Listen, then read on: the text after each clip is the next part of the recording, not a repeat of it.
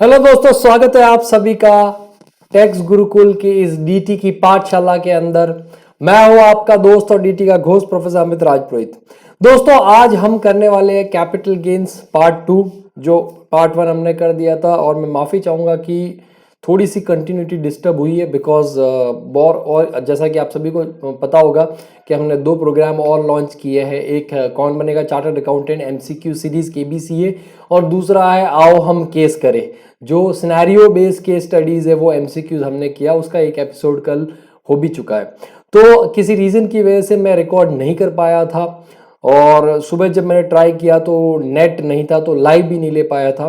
तो मैं अभी इसको रिकॉर्ड करके और मैं आप लोगों को दे रहा हूँ। तो सब मैं बहुत आपसे तहे दिल से माफ़ी चाहता हूँ, और मुझे पता है कि आप माफ़ भी कर देंगे, क्योंकि आपको पता है कि जो दूसरा काम भी कर रहा था तो वो आप ही के लिए कर रहा था, केस स्टडीज़ वाला और एमसीक्यू वाला। ओके दोस्तों, सो आगे बढ़ते हैं हम कैपिटल गेन्स को। जो दूसरा पार्ट है कैपिटल गेन्स का, उसको हम आगे बढ़ाते हुए। तो सर, ये दूसरा पार्ट आपका आ जाता है नोट्स। जैसा कि आपको पता है, ये नोट्स आपके सामने टेलीग्राम चैनल के अंदर आपको नोट्स मिल जाएंगे। तो यहाँ में हमने जो लास्ट लेक्चर में किया था स्लम सेल तक किया था, मतलब स्लम सेल करना बाकी था, उससे पहले हमने किया था। तो फटाफट एक बार वो देख लीजिए, जिन्होंने वो लेक्चर नहीं देखा है तो जाकर के जरूर एक बार देख लीजिएगा। दूसरी चीज दोस्तों, मैं आपसे एक बार फिर से कहना चाहूंगा कि अगर आपको लेक्चर्स अच्छे लग रहे हैं तो प्लीज आप इन लेक्चर्स को मैक्सिमम शेयर कीजिए। चैनल को सब्सक्राइब कर लीजिए अभी तक नहीं किया है तो, और जिन्होंने चैनल को सब्सक्राइब कर लिया है तो अपने दूसरे दोस्तों से भी जरूर कहिएगा चैनल को सब्सक्राइब करने के लिए, और मैक्सिमम इसको फॉरवर्ड कीजिए। ओके, तो अब बेटा आता है सेक्शन 50B। 50B बात करता है स्लम सेल की। What is slump sale? Slump sale को अपने को समझना जरूरी है बेटा। स्लम सेल का मतलब क्या होता है? स्लम सेल का मतलब देखो, एक तो होता है कि आप अपने बिजनेस के असेट्स है या कोई और वहां पे अंडरटेकिंग, जो बिजनेस अंडरटेकिंग है उसकी कोई असेट्स वगैरह आप उसको इंडिविजुअली बेच रहे हो। जैसे कि आपकी फैक्ट्री है तो फैक्ट्री के अंदर प्लांट या मशीनरी है, फैक्ट्री के अंदर फर्नीचर है, फैक्ट्री अपने आप में एक बिल्डिंग है, बराबर। उन सबको आप अलग अलग बेच रहे हो, उसके लिए अलग अलग वहां पे आप कंसिडरेशन ले रहे हो। तो इन दैट केस आपको कैपिटल गेन भी अलग अलग कंप्यूट करना पड़ेगा। डेप्रिशिएबल असेट के केस में आपको जो तरीका है उस तरीके से आपको वहां पे कैपिटल गेन कंप्यूट करना पड़ेगा। जो नॉन डेप्रिशिएबल असेट है उनके केस में अलग तरीके से आपको कंप्यूट करना पड़ेगा। बड़ा इंपॉर्टेंट पोर्शन है बेटा। इसके ऊपर 10 नंबर का क्वेश्चन अभी रिसेंटली 2 बार आ चुका है। So it is very important concept slump sale. बराबर क्वेश्चन आता है 10 से 12, 10 नंबर का आप मिनिमम एक्सपेक्ट कर सकते हैं। ठीक है, तो ये बहुत ही इंपॉर्टेंट कॉन्सेप्ट है। तो एक तरीका तो ये हो गया कि आप अलग अलग बेचो। दूसरा तरीका बेटा ये है कि आप अलग अलग में बेच करके सारा का सारा एक साथ में बेच डालो, एक साथ में बेच डालो, बराबर। ये भी एक तरीका है वहां पे कि आप एक साथ में बेच डालो। तो उस केस में बेटा क्या हो जाएगा, उस केस में जो आप लमसम कंसीडरेशन के लिए एक साथ बेचोगे, plant and machinery, furniture, building, सारा का सारा वहां पे, तो लमसम कंसीडरेशन के लिए बेचोगे, उसको बोलेंगे बेटा स्लम सेल। उसको क्या बोलेंगे बेटा? Slump sale. तो एज पर section 242C, slump sale mean sale of undertaking for lump sum price. पूरा का पूरा अंडरटेकिंग बेच दिया आपने, अलग अलग कोई किसी तरह से सेल नहीं किया। And price is fixed for the whole undertaking without assigning values to the individual assets and liabilities। कुछ भी अलग से वहां पे आपने कुछ नहीं करना है। आपने पूरा का पूरा अंडरटेकिंग का वैल्यू डिसाइड हुआ, एक लमसम कंसिडरेशन डिसाइड हुआ और बेच डाला। Since price of each asset is not known individually, it is not possible to compute capital gains for each asset separately। आपको अलग से capital gain compute करने की जरूरत भी नहीं है। Hence, single computation is done as follow, assuming that the entire undertaking is a single capital asset। जैसा कि मैंने बताया कि नॉर्मली क्या होता है कि आप अलग अलग asset बेचते हो तो आपको अलग अलग capital gain compute करना पड़ेगा। बट इन दैट केस आपको अलग अलग capital gain किसी भी तरीके से compute करने की जरूरत नहीं है। आप पूरी undertaking को एक asset मानो, पूरा का पूरा जो अंडरटेकिंग है, बराबर, जो पूरा का पूरा यूनिट है, उसको एक असेट मानो, और फिर उसके लिए ही आपको वहां पे कैपिटल गेन कंप्यूट करना है। अब उसके अंदर सारी असेट्स आ गई। ठीक है, तो सर ये इस तरीके से आपको कैपिटल गेन कंप्यूट करना है, computation of capital gain, sale of undertaking.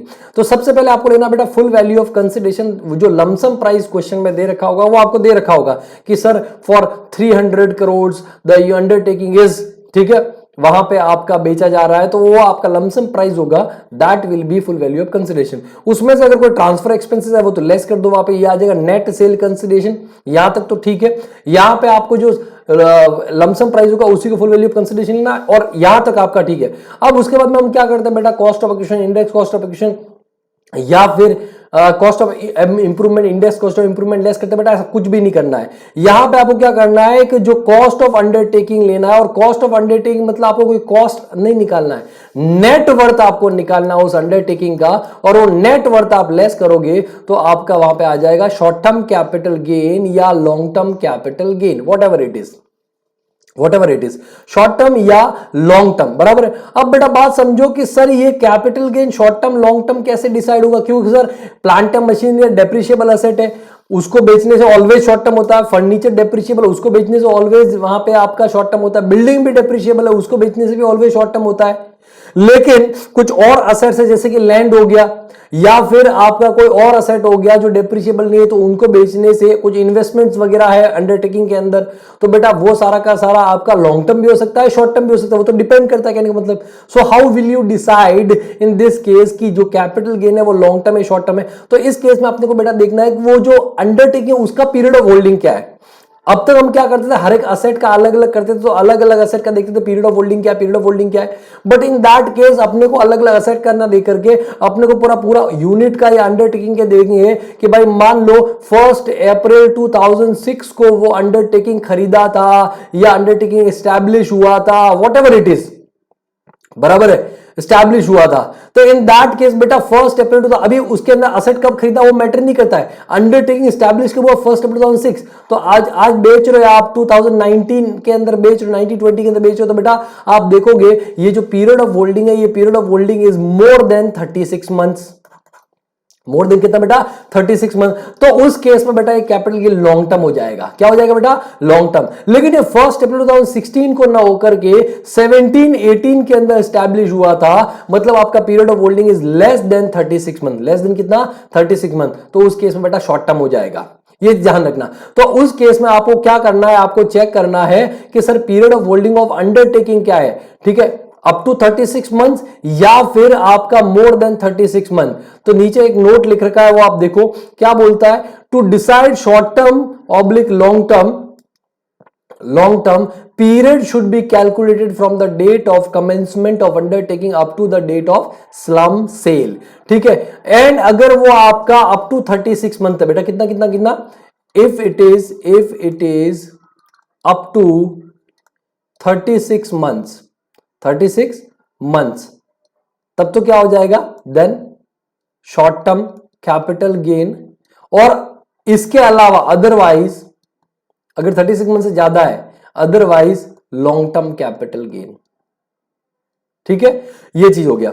अब दूसरा बेटा होता है कि हम यहां पे कॉस्ट क्या ले रहे हैं बेटा, नेट वर्थ ले रहे हैं, क्या ले रहे हैं, नेट वर्थ। नेट वर्थ बेटा जो वैल्यू, लेटेस्ट वैल्यू होती है, जो लेटेस्ट बैलेंस शीट होती है, जो 1 अप्रैल, जो करंट प्रीवियस, मान लो 19-20 के अंदर आप इसको बेच रहे हैं, अंडरटेकिंग को स्लम सेल कर रहे हैं, तो 19-20 के अंदर जो 1 अप्रैल 2019 का जो बैलेंस शीट के अंदर जो वैल्यूज दे रखा है, उसी दिन का हम वहां पे क्या लेते हैं बेटा, नेट वर्थ लेते हैं, क्या लेते हैं बेटा, नेट वर्थ। तो इसका मतलब यहां पे 1 अप्रैल 2019 की वैल्यू दे रखी है, सारी की सारी जो भी असेट्स वगैरह है, तो इन दैट केस बेटा किसी भी तरीके से इंडेक्सेशन का रिक्वायरमेंट नहीं है, क्योंकि इंडेक्सेशन कब करते हैं, जब वैल्यू आपका बहुत पुरानी दे रखा है उसको करंट वैल्यू में लाने के लिए, नंबर 1। एक दूसरा ये लॉजिक हो गया। दूसरा लॉजिक बेटा ये है कि इंडेक्सेशन किसका करते हैं सर, कॉस्ट का इंडेक्सेशन करते हैं। किसका इंडेक्सेशन करते हैं, कॉस्ट का, cost of acquisition, cost of improvement. यहां पे हम कॉस्ट में लेकर के नेट वर्थ ले रहे, क्या बेटा ले रहे हैं, नेट वर्थ। और नेट वर्थ का इंडेक्सेशन नहीं होता है, तो नोट 2 आता है कि इंडेक्सेशन वहां पे अलाउ नहीं होता है।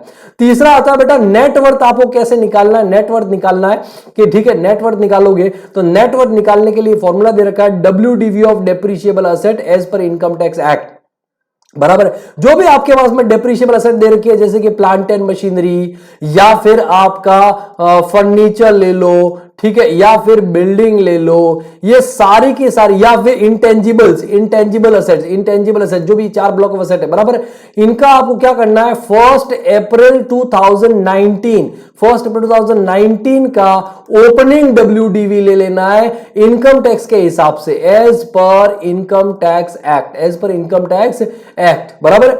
मतलब आपको जिस साल में बेचा जा रहा है उस साल डेप्रिसिएशन चार्ज करने की जरूरत नहीं है, क्योंकि उस साल तो आप बेच रहे हो ना, वो असेट्स ही आपके ब्लॉक में नहीं रहेगी, 31 मार्च 2020 को, तो इन दैट केस 1 अप्रैल 2019 को, जिस साल में आप बेच रहे हो उस साल का आप ओपनिंग WDV ले लोगे, बराबर है, अगर डेप्रिशिएबल असेट है तो। दूसरा, उसमें ऐड करोगे book value of other assets. Book value of other asset, अगर जो नॉन डेप्रिशिएबल असेट है जैसे कि लैंड हो गया या फिर कोई और असेट है, वहां पे कोई इन्वेस्टमेंट वगैरह है, कोई करंट असेट वगैरह है, ठीक है, तो उनका आपको बुक वैल्यू ले लेना है, बैलेंस शीट के हिसाब से जो वैल्यू है वो ले लेना है, ऐड कर देना है, और उसमें से आप बिल्कुल बेटा लेस कर देना है book value of outsider liabilities, जैसे कि क्रेडिटर्स हो गया, ठीक है। अगर कोई लोन वगैरह है तो वो शेयर होल्डर्स की जो लायबिलिटी बेटा वो नहीं लेनी है, आउटसाइडर्स की जो लायबिलिटी है वो लेनी है। क्रेडिटर्स हो गया, डिवेंचर्स हो गए, लोन्स वगैरह हो गए, तो आउटसाइडर लायबिलिटीज है बेटा, तो बराबर उनको आप लेस कर दोगे, उनका बुक वैल्यू बैलेंस शीट के हिसाब से, तो ये आ जाएगा आपका नेटवर्थ। ये क्या आ जाएगा बेटा? नेटवर्थ। अब कुछ पॉइंट ऐसे ध्यान रखने वाला है जो हमको समझने की जरूरत है कि अगर कोई असेट्स वगैरह है, बराबर है, असेट्स वगैरह है, तो ये देखो, in short all the assets and liabilities of undertaking shall be consider except share capital, ठीक है, रिजर्व्स एंड मिसलेनियस एक्सपेंसेस, इनको छोड़ करके आप सारी लायबिलिटीज ले लो। शेयर कैपिटल नहीं लेना क्योंकि आउटसाइडर लायबिलिटी नहीं है, बराबर है। रिजर्व्स वगैरह वो भी आपका शेयर होल्डर्स का एक तरह से देखा जाए तो फंड से, और मिसलेनियस एक्सपेंसेस, तो इनको छोड़ करके बाकी सारी असेट्स एंड लायबिलिटीज आपको कंसीडर करनी है, ठीक है। दूसरा आपका आगे आता है कि balance sheet values are revalued figure, then remove the effect of revaluation. Logic समझो, मान लो मेरे को पता था कि मैं 19-20 के अंदर स्लम सेल करने वाला हूं। क्या करने वाला बेटा? स्लम सेल करने वाला हूं। तो मैंने क्या कर दिया, 18-19 के अंदर मेरे पास में लैंड थी, उसका एक्चुअल वैल्यू 100 रुपए था, मैंने उस वैल्यू को रीवैल्यू कर दिया और 150 कर लिया। कितना कर लिया बेटा? 150। सर इससे क्या फायदा होगा आपका? तो इससे फायदा ये होगा बेटा कि जब मैं ये 150 लूंगा तो आप देखोगे यहां पे, अगर मान लो फॉर एग्जांपल ये जो WDV ऑफ डेप्रिशिएबल एसेट है वहां पे 100 ले लेते हैं, अगर ये यहां पे मैं 100 लेता और मान लो लायबिलिटीज वहां पे आपका 50 है, तो मेरा नेटवर्थ कितना आता बेटा? 150 आता नेटवर्थ। कितना आता? नेटवर्थ 150 आता। लेकिन अगर मैं वहां पे ये जो लैंड की वैल्यू है इसको मैंने बढ़ा दिया तो ये होगी 150। कितनी होगी? 150, बराबर है। तो उस केस में वहां पे मेरा नेटवर्थ कितना आ गया? अब नेटवर्थ मेरा बढ़ के हो गया बेटा 200 रुपीज। तो जब मेरा नेटवर्थ बढ़ गया तो इसका मतलब आप देखोगे आपका कैपिटल गेन भी कम आएगा। आपका कैपिटल गेन भी क्या हो जाएगा? कम। जितना ये नेटवर्थ ज्यादा होगा उतना कैपिटल गेन, जितना ये ज्यादा उतना ये कम, जितना ये कम उतना कैपिटल गेन ज्यादा। सिंपल सी बात है, जितना नेटवर्थ ज्यादा होगा उतना आपका कैपिटल गेन कम होगा, और जितना आपका नेटवर्थ कम होगा उतना आपका कैपिटल गेन क्या हो जाएगा बेटा? ज्यादा हो जाएगा। समझो बात को। तो इन दैट केस बेटा मैं क्या करूंगा, मैं ऐसा कर सकता हूं, चीटिंग कर सकता हूं कि मेरे को पता है कि स्लम सेल होने वाला है, तो मैं उससे पहले मैं जो भी एसेट का वैल्यू उसको रीवैल्यू कर सकता हूं। तो उस केस में मैं सरकार को चूना लगाने की कोशिश करूंगा। सरकार को क्या लगाने की कोशिश करूंगा? चूना लगाने की कोशिश करूंगा। तो बेटा जब ऐसी सिचुएशन होती है, क्वेश्चन में आपको इंफॉर्मेशन दे रखी होगी कि भाई ये पर्टिकुलर असेट लैंड वगैरह जो है वो रीवैल्यू की गई, तो उसका जो रीवैल्यूड वहां पे फिगर होगा उसको इग्नोर करो। तो अपने केस में बेटा 100 रुपए उसकी एक्चुअल वैल्यू थी और 150 वहां पे उसको रीवैल्यू कर दिया। तो क्वेश्चन में बैलेंस शीट में आपको 150 का वैल्यू दे रखा होगा, लेकिन आपको वहां पे क्या करना है, आपको जब नेटवर्थ निकालोगे तो 100 रुपीज ही कंसिडर करना है। समझा बेटा? ये इस तरह का एडजस्टमेंट बिल्कुल आता है वहां पे। So balance sheet values are revalued figure, then remove the effect of revaluation. Next आता है WDV of depreciable asset as पर income tax act cannot be calculated as per block of asset system, ठीक है, because block is of the whole company and under slum sale a particular unit may be sold, hence WDV is computed individually in respect of the asset of unit sold in slum sale। देखो एक company है MDH limited, एक company है, बराबर है।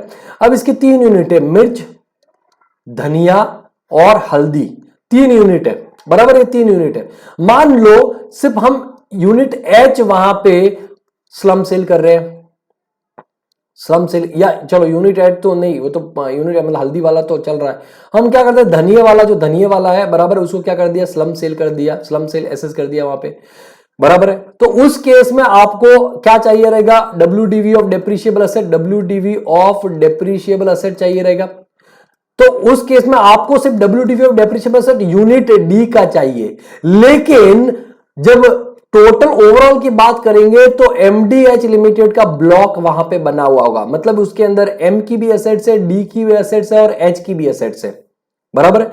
तो उस time पे अपने को block of asset system follow नहीं करने का है।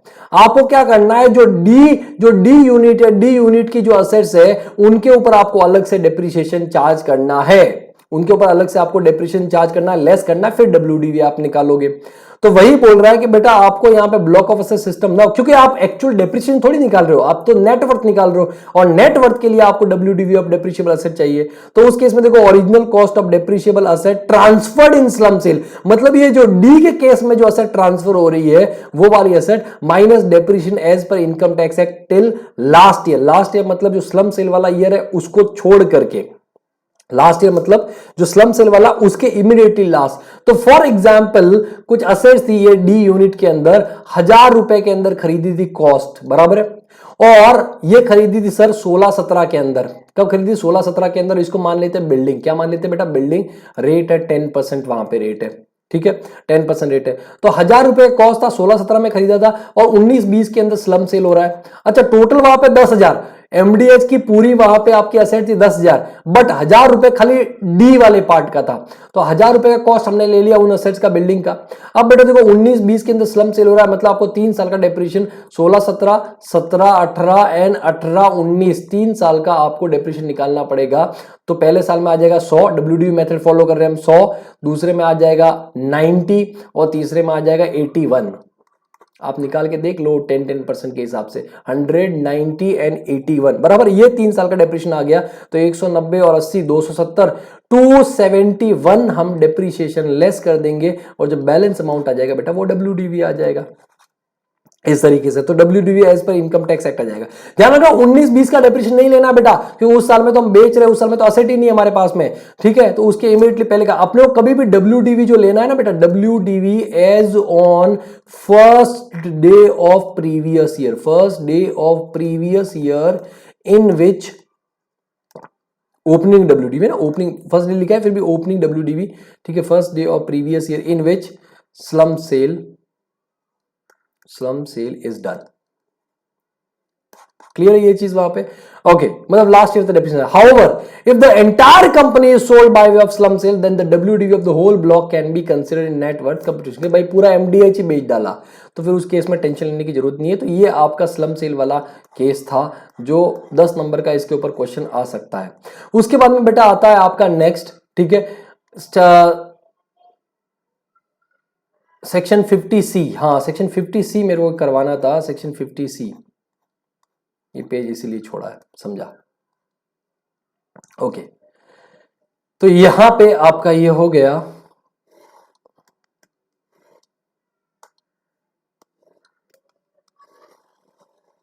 अब आता है बेटा सेक्शन 50C।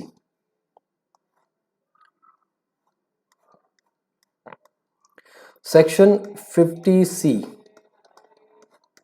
बराबर। क्या है sir? Stamp duty value in case of immovable property, immovable property, IMP मतलब इमूवेबल प्रॉपर्टी, बराबर है, immovable property held as capital asset, held as capital asset. आपको फुल वैल्यू ऑफ कंसिडरेशन क्या लेना बेटा? स्टैम्प ड्यूटी वैल्यू, अभी बताता हूं मैं। अच्छा, ये सेम कॉन्सेप्ट अप्लाई होता है in case of 43CA PGP के अंदर, सेक्शन 43CA, ठीक है, in case of PGBP, if immovable property मतलब लैंड बिल्डिंग बोथ इंपॉर्टेंट, मतलब आईएमपी मतलब immovable property held as stock in trade, stock in trade के बिल्डर वगैरह है तो उसके केस है ना। एक्चुअली क्या होता है, लोग चीटिंग करते हैं कि मान लो मेरे प्रॉपर्टी का वैल्यू है 1 करोड़, कितना प्रॉपर्टी का वैल्यू बेटा? 1 करोड़ मेरा प्रॉपर्टी का वैल्यू है, और मुझे पता है कि मैं 1 करोड़ में अगर बेचूंगा तो मुझे टैक्स ज्यादा आएगा। तो मैं जो बायर, उसको बायर को बोलता हूं कि देख भाई बायर, ऐसा है कि जो एग्रीमेंट है वो एग्रीमेंट में 1 करोड़ का नहीं बनाऊंगा, ठीक है, एग्रीमेंट में 1 करोड़ का नहीं बनाऊंगा, मैं एग्रीमेंट जो बनाने वाला हूं वो सिर्फ 80 लाख का ही बनाने वाला हूं। तो मुझे 20 लाख कैश में देना, 20 लाख कैसे देना? कैश में दे देना। तो जो बेसिकली बायर होता है वो भी तैयार हो जाता है। बायर बोलता है ठीक है सर, मेरे को क्या प्रॉब्लम है, मेरे को क्या प्रॉब्लम है, इसमें किसका घाटा, मेरा कुछ नहीं जाता, इसमें इनकम टैक्स का घाटा मेरा कुछ नहीं जाता, ऐसा बोल देता है वहां पे। तो बात सही है सर, कैसे इनकम टैक्स का घाटा, कि आपका प्रॉपर्टी का वैल्यू है 1 करोड़, उसमें से आपने 20 लाख कैश में ले लिया, बचा कितना सर, 80 लाख रुपए आपने वहां पे चेक से ले लिया, अकाउंट पे ही चेक वगैरह जैसे भी लेना था, बराबर है। और आप full value of consideration obviously कितना दिखाओगे, 80 लाख से दिखाओगे, सिंपल सी बात है 80 लाख से दिखाओगे।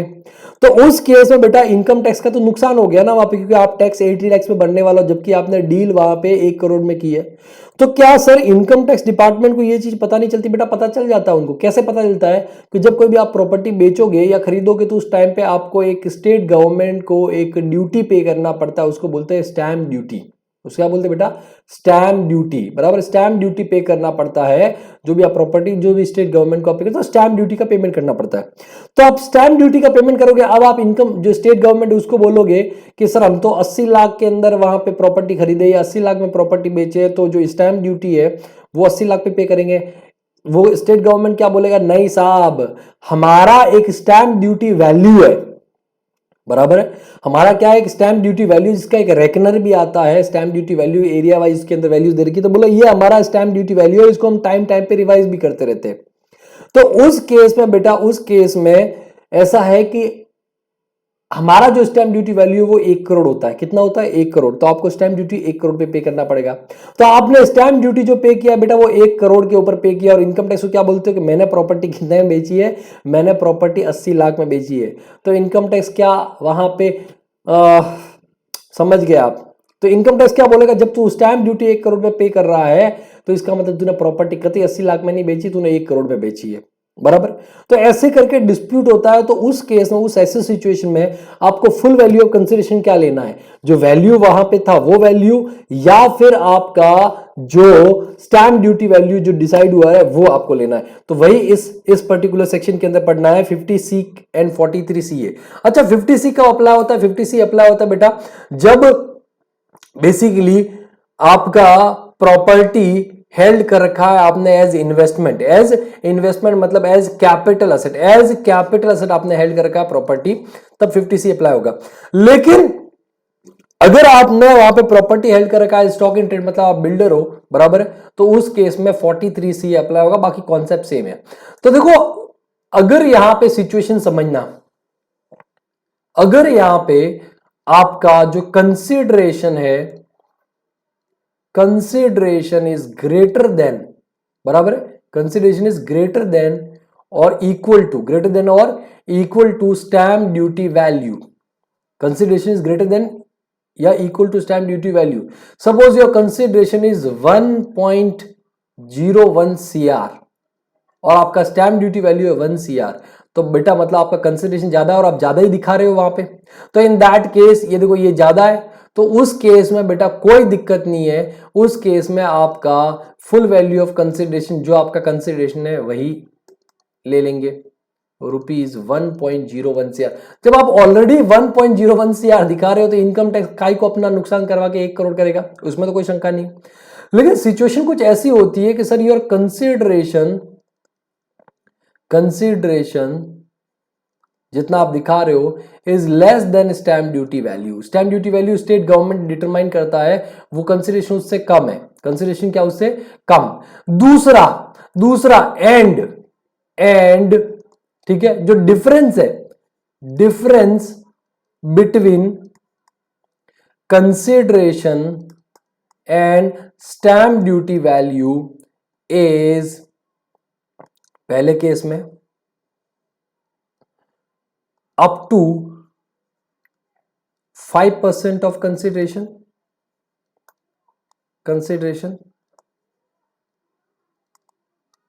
ठीक है। क्या बोलता है पहला, तो कंडीशन क्या है बेटा, पहला कंडीशन है कि आपका जो कंसिडरेशन है बेटा, कंसिडरेशन स्टैम्प ड्यूटी वैल्यू से कम है।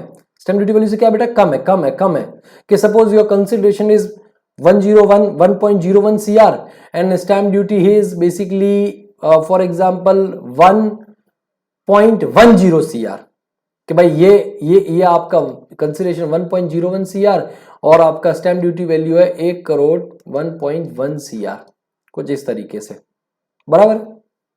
तो ऑब्वियसली वहां पे आपका ये ज्यादा हो गया, स्टैंप ड्यूटी वैल्यू ज्यादा हो गया, ठीक है, स्टैंप ड्यूटी वैल्यू ज्यादा हो गया। और दूसरे केस में जो डिफरेंस है आपका इन दोनों के बीच का कंसिडरेशन और स्टैंप ड्यूटी वैल्यू का, बराबर, वो कितना है, अप टू 5% ऑफ कंसिडरेशन। तो बेटा अप टू 5% ऑफ कंसिडरेशन अगर वहां पे डिफरेंस है, अप टू 5% कंसिडरेशन, तो उस केस में हम स्टैंप ड्यूटी वैल्यू इग्नोर कर देंगे और फुल वैल्यू ऑफ कंसिडरेशन क्या ले लेंगे बेटा, कंसिडरेशन, जो कंसिडरेशन है वही ले लेंगे, जो कंसिडरेशन है वही ले लेंगे। फॉर एग्जाम्पल मैं यहां पे एग्जाम्पल कुछ इस तरीके से लेता हूं, एग्जाम्पल के कुछ इस तरीके से लेता हूं कि कंसिडरेशन इज ₹1 CR, बराबर है। एंड जो स्टैंप ड्यूटी वैल्यू है बेटा, वो स्टैंप ड्यूटी वैल्यू जो है वो है 1 करोड़ 05 CR, बराबर। तो इन दैट केस आपका डिफरेंस बेटा कितना हो गया, तो डिफरेंस हो गया 5 लाख, अग्री करते हो, डिफरेंस हो गया ₹5 लाख, 5 लाख आपका डिफरेंस हो गया, बराबर। अब देखो क्या ये डिफरेंस जो 5 लाख है अप टू 5% ऑफ 1 CR है क्या, बोले यस सर, ठीक है। तो 5% of consideration, 5% of consideration that is ₹1 CR, that is ₹1 CR, तो कितना होता है सर, 5 लाख रुपए। तो इसका मतलब क्या है कि जो डिफरेंस है, बराबर है, that is equal to 5% of consideration, मतलब दोनों, ये भी 5 लाख है और ये भी कितना है, 5 लाख है। तो इन दैट केस बेटा कोई मतलब नहीं है, क्योंकि तो 5% का जो डिफरेंस है वेरी कर सकता है। रीजन समझो कि स्टैंप ड्यूटी वैल्यू साल में एक बार रिवाइज होता है, मान लो एवरी 1 अप्रैल को रिवाइज होता है और वापस अगले नेक्स्ट 1 अप्रैल को रिवाइज होगा, तो उस बीच के अंदर कितने ऐसे फैक्टर आ सकते हैं जिसकी वजह से प्रॉपर्टी का वैल्यू ऊपर नीचे हो सकता है, बराबर। 5% is a nominal value, 5% is a nominal value. कोई भी दूसरा रीजन हो सकता है कि भाई एरिया में भाव बढ़ गया, कम हो गया, वॉट एवर द रीजन में बी, बराबर है। तो उसको आप चीटिंग नहीं मान सकते। तो उस केस में बेटा सिचुएशन क्या हो जाएगी बेटा, फुल वैल्यू ऑफ कंसिडरेशन क्या लेंगे, फुल वैल्यू ऑफ कंसिडरेशन लेना है आपको कितना, ₹1 CR, sorry 1 point consideration, 1 point, मैंने उल्टा बोल दिया क्या, हाँ सही है, हाँ, फुल वैल्यू कंसिडरेशन 1 CR, वहां पे आपका full value consideration that is क्या है बेटा, ये जो कंसिडरेशन है वही आपका फुल वैल्यू ऑफ कंसिडरेशन हो जाएगा, मतलब वो इग्नोर कर देंगे, ठीक है। लेकिन सिचुएशन ऐसी नहीं है कि जो डिफरेंस है वो आपका exceeding 5% of consideration, 5% of consideration. तो इन दैट के मेरा फुल वैल्यू ऑफ कंसिडरेशन आपको क्या लेना है, स्टैम्प ड्यूटी वैल्यू ले लेना है। एग्जाम्पल, ठीक है, कंसिडरेशन ले लेते हैं हम ₹1 CR और जो स्टैम्प ड्यूटी वैल्यू ले लेते हैं बेटा वो 1.10 CR। तो in that case what is the difference कितना है सर, डिफरेंस है आपका 10 लाख, कितना है, 10 लाख डिफरेंस हो गया। और 5% ऑफ कंसिडरेशन कितना होता है बेटा, दैट इज 1 CR, तो वो कितना होता है, 5 लाख रुपए हो जाएगा। तो इन दैट केस आपका जो डिफरेंस है बेटा वो ग्रेटर देन 5% ऑफ कंसिडरेशन है, 5% ऑफ कंसिडरेशन। तो ये 10 लाख है डिफरेंस और ये कितना है, 5 लाख है। तो in that case full value of consideration क्या कर देंगे, जो आपने कंसिडरेशन डिक्लेयर किया उसको इग्नोर कर देंगे, मतलब आपने कहीं ना कहीं चीटिंग किया है। तो स्टैम्प ड्यूटी वैल्यू मतलब 1 करोड़ 10 लाख वहां पे आपका स्टैम्प ड्यूटी वैल्यू हो जाएगा, ठीक है।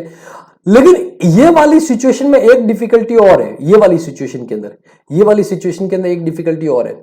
आप वहां पे क्लेम करते हो असेसी क्लेम्स कि जो फेयर मार्केट वैल्यू है, बराबर है, is less then stamp duty value, मतलब जो एफएमवी है वो आपका लेस देन किससे, स्टैम्प ड्यूटी वैल्यू। तो एफएमवी कम है, स्टैम्प ड्यूटी वैल्यू ज्यादा है। और उसके पीछे रीजन समझो भाई, स्टैम्प ड्यूटी वैल्यू को भाई साल में एक बार रिवाइज होता तो 1 करोड़ 10 लाख था, बट सिचुएशन क्या हो गई कि वो जो एरिया, पर्टिकुलर एरिया था, उस एरिया के अंदर लाइट की, इलेक्ट्रिसिटी की प्रॉब्लम होगी, पानी की भी प्रॉब्लम होगी, चोरियां बहुत होने लग गए, गुंडे मवाली बहुत आने लग गए, लड़कियां वहां पे सेफ नहीं है, बराबर है, बच्चे सेफ नहीं है वहां पे, कुत्ते बहुत हो गए भर भर के उस एरिया के अंदर, या फिर क्या बोले, मतलब छेड़ूलाल टाइप के लोग बहुत घूमते हैं वहां पे, मतलब जो मवाली टाइप के लोग होते हैं छेड़ूलाल, वो छेड़ा करते हैं, ए आती के खंडा बराबर, लाल दुपट्टा पीला सूट का, चरी तू दिल को लूट, ऐसे ऐसे गाने गा के छेड़ा करते हैं वहां पे, ठीक है। सिक्योरिटी का इशू है, मच्छर बहुत हो गए, गंदगी बहुत हो गई है। तो उस जब ऐसी सिचुएशन होती है, बराबर, मल्टीपल रीजंस होते हैं, तो उस एरिया में जो प्रॉपर्टी का भाव बेटा वो गिरने लगता है, जो मार्केट के अंदर प्रॉपर्टी का भाव क्या होना, गिरने लगता है। तो स्टार्टिंग में 1 CR वहां पे स्टैंप ड्यूटी वैल्यू था, लेकिन एकदम से ऐसे फैक्टर्स वहां पे आ गए कि प्रॉपर्टी का भाव गिरने लगा, और मैंने बोला भाई साहब मेरा जो प्रॉपर्टी का वैल्यू है ना, वो तो 1,05,00,000 ही है मार्केट वैल्यू। मतलब देखो 1,05,00,000 वहां पे फेयर मार्केट वैल्यू, और स्टैंप ड्यूटी वैल्यू कितना, 1,10,00,000 बोलता है। तो और ऐसी असेसी क्लेम कर रहा है, ऐसा असेसी क्लेम कर रहा है कि सर मेरा फेयर मार्केट वैल्यू 1,05,00,000 है वहां पे CR, और जो ये 1.10 CR है।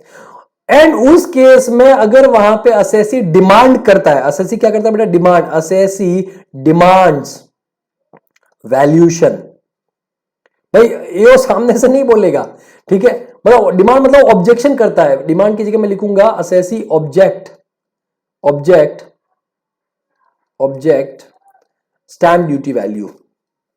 भाई पहली सिचुएशन क्या है कि fair market value is less than stamp duty value, और दूसरा असेसी वहां पे ऑब्जेक्शन ले रहा है कि सर ये स्टैंप ड्यूटी वैल्यू सर मेरे लिए तो जानलेवा है, सर मेरा तो एक्चुअल वैल्यू 1,05,00,000 की है वहां पे, बराबर है। वो बोल रहा है कि सर मैंने 1 करोड़ में बेचा है, बात समझो, वो बोल रहा है मैंने 1 करोड़ में बेचा है, लेकिन मार्केट वैल्यू भी कितना है सर, 1,05,00,000 से ज्यादा नहीं है मार्केट, आप 1,10 पकड़ रहे हो, मार्केट वैल्यू भी 1,05,00,000 ही है सर, जान लो क्या बच्चे की। तो इन दैट केस बेजा अगर असेसी वहां पे ऑब्जेक्ट, पहली कंडीशन ऐसा होना चाहिए, दूसरी कंडीशन वो ऑब्जेक्शन करना है, ऐसा नहीं है कि एओ सामने से दरिया दिली दिखाए वहां पे, नहीं। तो उस केस में बेटा एओ क्या करेगा, ये देखो दूसरे वाले केस की बात कर रहा हूं, इधर तो मामला खत्म हो गया था, यहां पे तो मामला खत्म हो गया, इधर तो कोई डिस्प्यूट है ही नहीं है, असेसी को डिस्प्यूट भी नहीं होना चाहिए कि उसकी बात मानी जा रही है वहां पे, ठीक है। तो अभी उस केस में एओ क्या करेगा, AO refer case to valuation officer, मतलब वीओ को, किसको, वीओ, जो वीओ डिपार्टमेंट का आदमी होता है, एओ का दोस्त होता है, असेसिंग ऑफिसर का दोस्त होता है, जो साथ में पान खा के थूकते हैं, बीड़ी पी के फूकते हैं, दोनों के दोनों साथ में, बराबर है। ऐसा नहीं है कि वीओ बोलता है यार मेरे पास में कुछ काम नहीं है, लाइफ में कुछ थ्रिल नहीं रहा, कुछ बचा नहीं है जीवन के अंदर, तो ये बोलता है चल टेंशन मतलब मैं तेरे को वैल्यूएशन करने का मौका देता हूं, चल कर डाल वैल्यूएशन, ना ना ना ना। अगर असेसी डिमांड करेगा, असेसी ऑब्जेक्शन लेगा कि स्टैंप ड्यूटी वैल्यू जो है उससे फेयर मार्केट वैल्यू कम है, बराबर है, तो उस केस में एओ क्या करेगा, केस रेफर करेगा वीओ को। अब बेटा वीओ के सामने सिचुएशन आ गई कि सर क्या वैल्यू वहां पे है, तो स्टैंप ड्यूटी वैल्यू 1 CR है, तो यहां पे वीओ हो सकता है 2 ओपिनियन रखे, ठीक है। वीओ क्या कर सकता है, वहां पे 2 ओपिनियन रखे, या तो बोले कि वैल्यू ऑफ वीओ बराबर is greater then stamp duty value. तो बेटा एओ भी क्या बोलेगा, तू कैसा दोस्त है यार, तू कैसा दोस्त है, रोज तेरे को मैं बीड़ी पिलाता हूं, रोज तेरे को पान खिलाता हूं, तेरे को मैंने बोला था कि जो असेसी है वो मर रहा है, वो बोलता है 1,05,00,000, मैं बोला था 1,10,00,000, तो मैंने बोला था कि भाई 1,05,00,000 है कि 1,10,00,000 है कि इसके बीच में वो बता, 1,05,00,000 या 1,10,00,000 या उसके बीच जो वो बता, तू बोलता है नहीं इसका तो 1,15,00,000 है, तो ये तो तेरे को निकालने को बोला ही नहीं था ना, तेरा काम जितना बोला उतना करना। ये अगर बोलता है 1.15 CR और स्टैंप ड्यूटी वैल्यू है 1.10 CR, तो बोलेगा तेरे को जो काम बोला ही नहीं है तो वो क्यों कर रहा, तो उस केस में बेटा फुल वैल्यू ऑफ कंसिडरेशन क्या हो जाएगा, स्टैंप ड्यूटी वैल्यू। मतलब वीओ का ही मानना है कि उसकी वैल्यू बहुत ही ज्यादा है, तो एओ बोलेगा चलो ठीक है स्टैंप ड्यूटी वैल्यू एक काम कर, वीओ के हिसाब से, हमारे हिसाब से वैल्यू तेरी ज्यादा हो रही है, 1,15 हो रही है, बट फिर भी मैं 1,10 लेकर मामला खत्म कर रहा हूं। लेकिन अगर वहां पे जो वैल्यू ऑफ वीओ है, value of VO is less than stamp duty value, less than stamp duty value, यार value of VO is less than stamp duty value, है ना, बराबर। वीओ बोलता है कि सर इसका तो वैल्यू 1,07,00,000 ही आ रहा है फॉर एग्जाम्पल, ठीक है। और स्टैंप ड्यूटी कितना, 1,10,00,000। तो इन दैट केस बेटा वहां पे फुल वैल्यू ऑफ कंसिडरेशन क्या लेना है अपने को, value of VO, value of VO ले लेने का है। समझ ले बेटा, कड़ा। तो ये आपका एक पॉइंट आ गया। ये कब, जब असेसी डिस्प्यूट करता है जो आपका स्टैंप ड्यूटी वैल्यू उसको। अब बेटा एक क्वेश्चन आता है कि सर स्टैंप ड्यूटी वैल्यू कौन से दिन का लेना है, क्योंकि जो स्टैंप ड्यूटी वैल्यू होता है बेटा वो दो वैल्यू आपको वहां पे दे रखा होगा। एक होगा stamp duty value as on the date of agreement, और दूसरा दे रखा होगा stamp duty value as on the date of registration. अगर एग्रीमेंट और रजिस्ट्रेशन दोनों एक ही दिन पे हुआ है तब तो कोई दिक्कत नहीं है, लेकिन अगर एग्रीमेंट और रजिस्ट्रेशन दो अलग अलग डेट पे हुआ है तो दैट इज पॉसिबल कि आपका स्टैंप ड्यूटी वैल्यू चेंज हो जाए इन बिटवीन, कि भाई आपने पहले एग्रीमेंट किया तो उस टाइम पे वैल्यू था 120, और कुछ दिन बाद में आपने रजिस्ट्रेशन करवाया, ऑब्वियसली रजिस्ट्रेशन बाद में होता है, तो उस दिन वैल्यू बढ़ के हो गया 130। ठीक है, तो उस केस में सर आपको वहां पे कौन सा वैल्यू लेना है, उस केस में कौन सा वैल्यू। तो आप इनकम टैक्स का पॉइंट ऑफ व्यू सोचो, इनकम टैक्स के पॉइंट ऑफ व्यू से कौन सा वैल्यू फायदेमंद है। सर डेट ऑफ रजिस्ट्रेशन का, सिंपल सी बात है, जितना ज्यादा वैल्यू उतना ज्यादा वहां पे फुल वैल्यू ऑफ कंसिडरेशन आएगा, और उतना ज्यादा कैपिटल गेन होगा उतना ज्यादा टैक्स आएगा। तो ऑलवेज डेट ऑफ रजिस्ट्रेशन लेना, क्या लेना बेटा, डेट ऑफ रजिस्ट्रेशन। लेकिन अगर वहां पे आप सरकार की कुछ शर्तें मान लेते हो, सरकार की कुछ शर्तें मान लेते हो बेटा, तो उस केस में आपको ये 120 रुपए लेने का भी फायदा मिल सकता है। ठीक है, तो ये आपका देखो नोट क्या है, stamp duty value on agreement date is different from stamp duty value as in the registration date, दोनों अलग अलग है।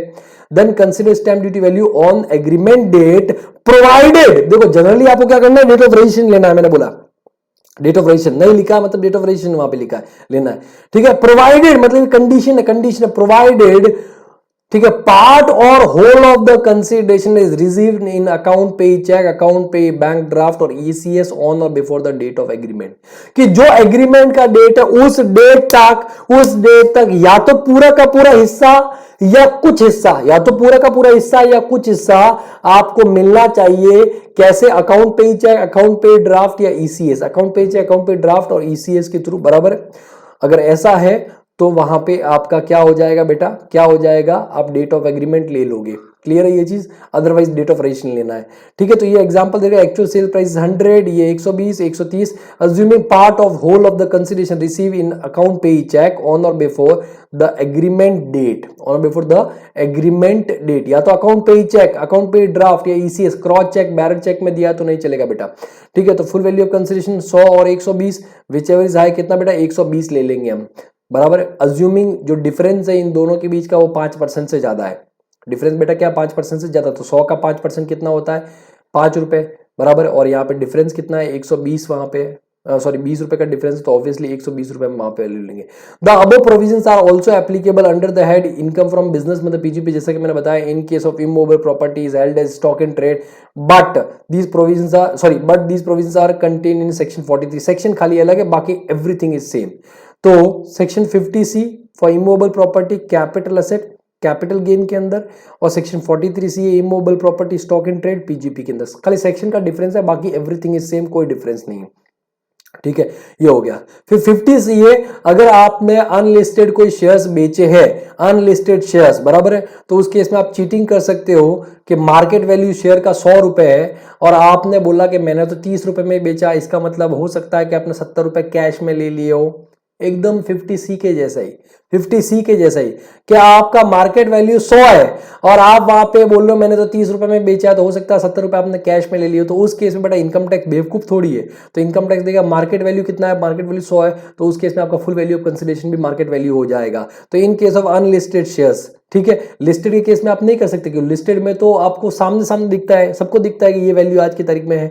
तो फुल वैल्यू कंसिडरेशन क्या है, डिक्लेयर्ड कंसिडरेशन, मतलब आपका 30 रुपए जो मैंने अभी बताया, और FMV of the shares as determined under section under rule 11UA, और जो ऐसे एग्जांपल मैंने बताया आपका 100 रुपए, ठीक है, विच एवर इज हायर मतलब 100 रुपए आपको लेना है। फिर वैसे ही आपका सेक्शन 50D आता है, full value of consideration for any other capital asset where full value of consideration not determine or not ascertainable, ऐसा कोई प्रॉपर्टी, ऐसा कोई कैपिटल असेट जो जहां पे आप वैल्यू उसकी डिटरमाइन नहीं कर सकते, फुल वैल्यू ऑफ कंसिडरेशन आप नहीं पता लगा सकते, तो इन दैट के जो भी मार्केट वैल्यू होगा बेटा, फेयर मार्केट वैल्यू, वही उसका फुल वैल्यू ऑफ कंसिडरेशन ले लेंगे।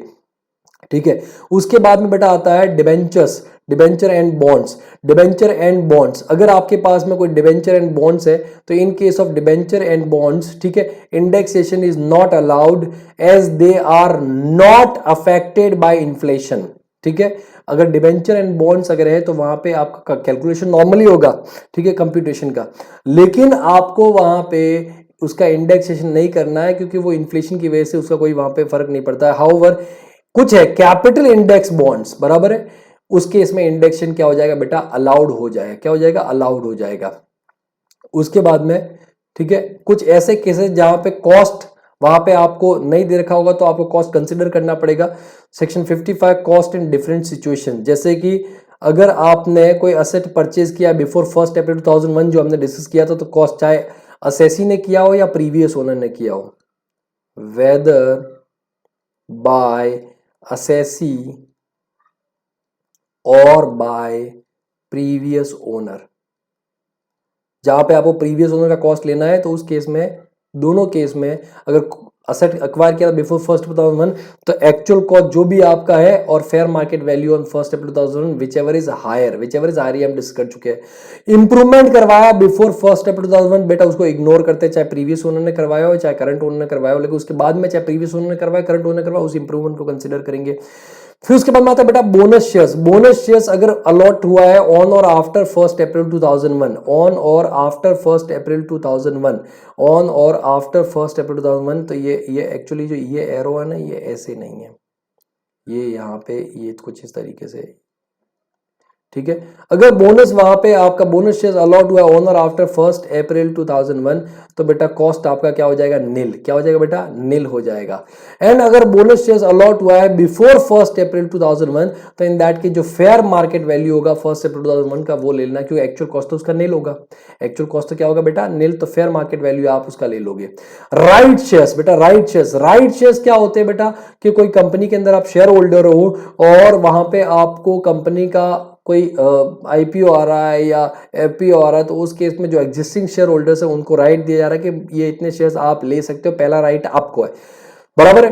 अब मैं लू ना लू मेरे ऊपर डिपेंड करता है, लेकिन अगर राइट शेयर्स वहां पे मुझे मिल रहे हैं तो उस केस में बेटा मुझे ध्यान रखना है, अगर मैं एग्जिस्टिंग शेयर होल्डर तो मेरे लिए वहां पे राइट शेयर का कॉस्ट क्या हो जाएगा, तो जो कॉस्ट पे मुझे वो इशू किया जा रहा है शेयर, कि मान लो 100 रुपए का शेयर है और मुझे 90 पे इशू किया रहा है तो मेरे लिए उस शेयर राइट शेयर का कॉस्ट हो गया 90 रुपीस। लेकिन मान लो मुझे वो शेयर नहीं चाहिए, मुझे वो शेयर नहीं चाहिए, तो एक मिस्टर अली मेरे पास में आता है और बोलता है सर ये आप राइट मुझे दे दो, कंपनी से मैं शेयर ले लूंगा।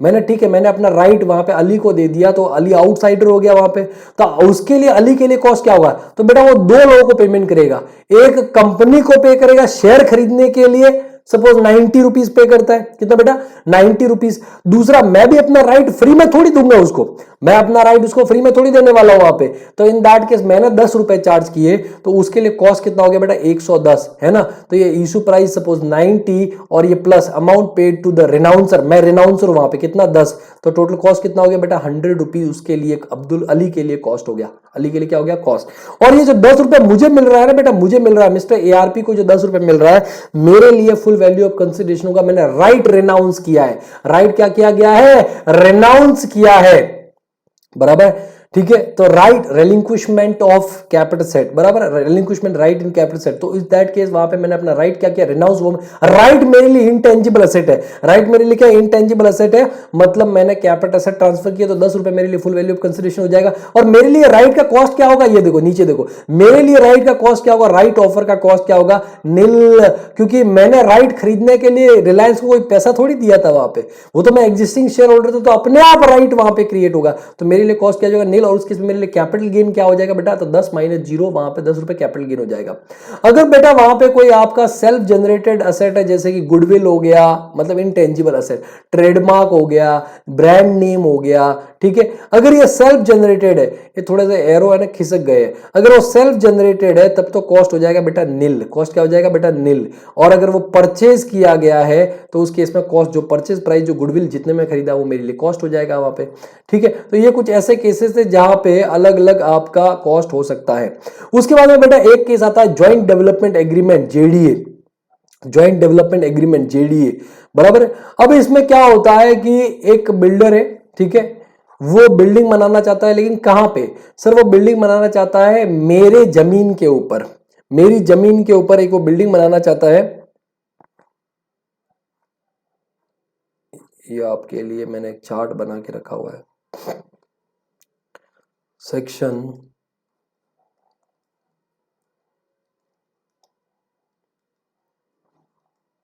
45(5) है ना, 45(5) 5A, joint development agreement, joint development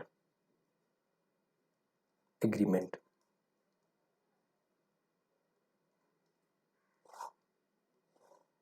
joint development agreement, बात समझना। मैं मिस्टर ARP कौन हो? इंडिविजुअल हो।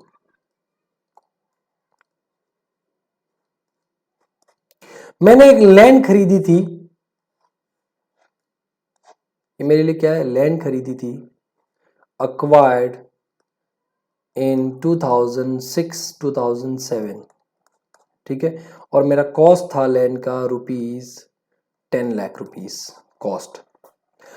अब बिल्डर आता है, वहां पे बिल्डर आता है, बिल्डर बोलता है मैं इसके ऊपर क्या बनाऊंगा? बिल्डिंग। हम जॉइंट डेवलपमेंट एग्रीमेंट करते हैं, मैं इसके ऊपर बिल्डिंग बनाऊंगा, है ना। मैंने कहा बना भाई, मेरे पास में जमीन है, पैसा तो है नहीं। बोले सर टेंशन, पैसे की टेंशन नहीं, पैसा अपने पास में बहुत है, बिल्डिंग में बना दूंगा मस्त एकदम, हरी पीली बिल्डिंग बनाऊंगा वहां पे, ठीक है। मैंने बोला मेरे को क्या मिलेगा? वो बोलता है कि सर ये देखो, ये बिल्डर है, बिल्डर बराबर है। वो क्या बोलता है कि आपको है ना सर, मैं एक काम करूंगा, मैं आपको कंसिडरेशन दे दूंगा मिस्टर ARP, है ना, कंसिडरेशन दे दूंगा, कंसिडरेशन दे दूंगा ₹10 लाख प्लस 4 फ्लैट्स इन बिल्डिंग। हम दोनों के बीच में क्या हुआ? मैंने इसको देखो, हम दोनों के बीच में एक एग्रीमेंट हो रहा है, हम दोनों के बीच में क्या हो रहा है? एक एग्रीमेंट हो रहा है। उस एग्रीमेंट को बोलते हैं जॉइंट डेवलपमेंट एग्रीमेंट। क्या बोलते हैं बेटा? Joint development agreement, joint development agreement बोलते हैं उसको। अब बेटा जॉइंट डेवलपमेंट एग्रीमेंट हुआ है 2018-19 के अंदर, और मैंने वहां पे उसका जो लैंड था उसका पोजीशन भी दे दिया बिल्डर को। 2018-19 के अंदर लैंड का पोजीशन भी दे दिया, पोजीशन भी दे दिया, इसके साथ में मैंने पोजीशन भी दे दिया, ठीक है। बात समझो। तो यहां पे ईयर ऑफ ट्रांसफर क्या हो गया बेटा? जो मैं लैंड मेरे लिए ईयर ऑफ ट्रांसफर क्या हो गया? Year of transfer, year of transfer. ये देखो एक और केस है जहां पे ईयर ऑफ ट्रांसफर के अंदर टैक्स नहीं लगेगा, दैट इज प्रीवियस ईयर 18-19। लेकिन प्रीवियस ईयर 18-19 के अंदर मेरे पास तो कुछ आया ही नहीं, पैसा वैसा कुछ आया ही नहीं भाई। 10 लाख मिला, ठीक है, लेकिन 10 लाख से मैं कैसे टैक्स पे करूंगा यार? मेरे पास में तो वैल्यू ही नहीं है, क्योंकि फुल वैल्यू ऑफ कंसिडरेशन ही मेरे को तो पता नहीं है। जब 4 फ्लैट्स मिलेंगे तब की बात है ना, तब डिसाइड होगा वहां पे। तो बेटा इस बिल्डिंग का CC आता है, इस बिल्डिंग का क्या आता है? CC, कंप्लीशन सर्टिफिकेट आता है।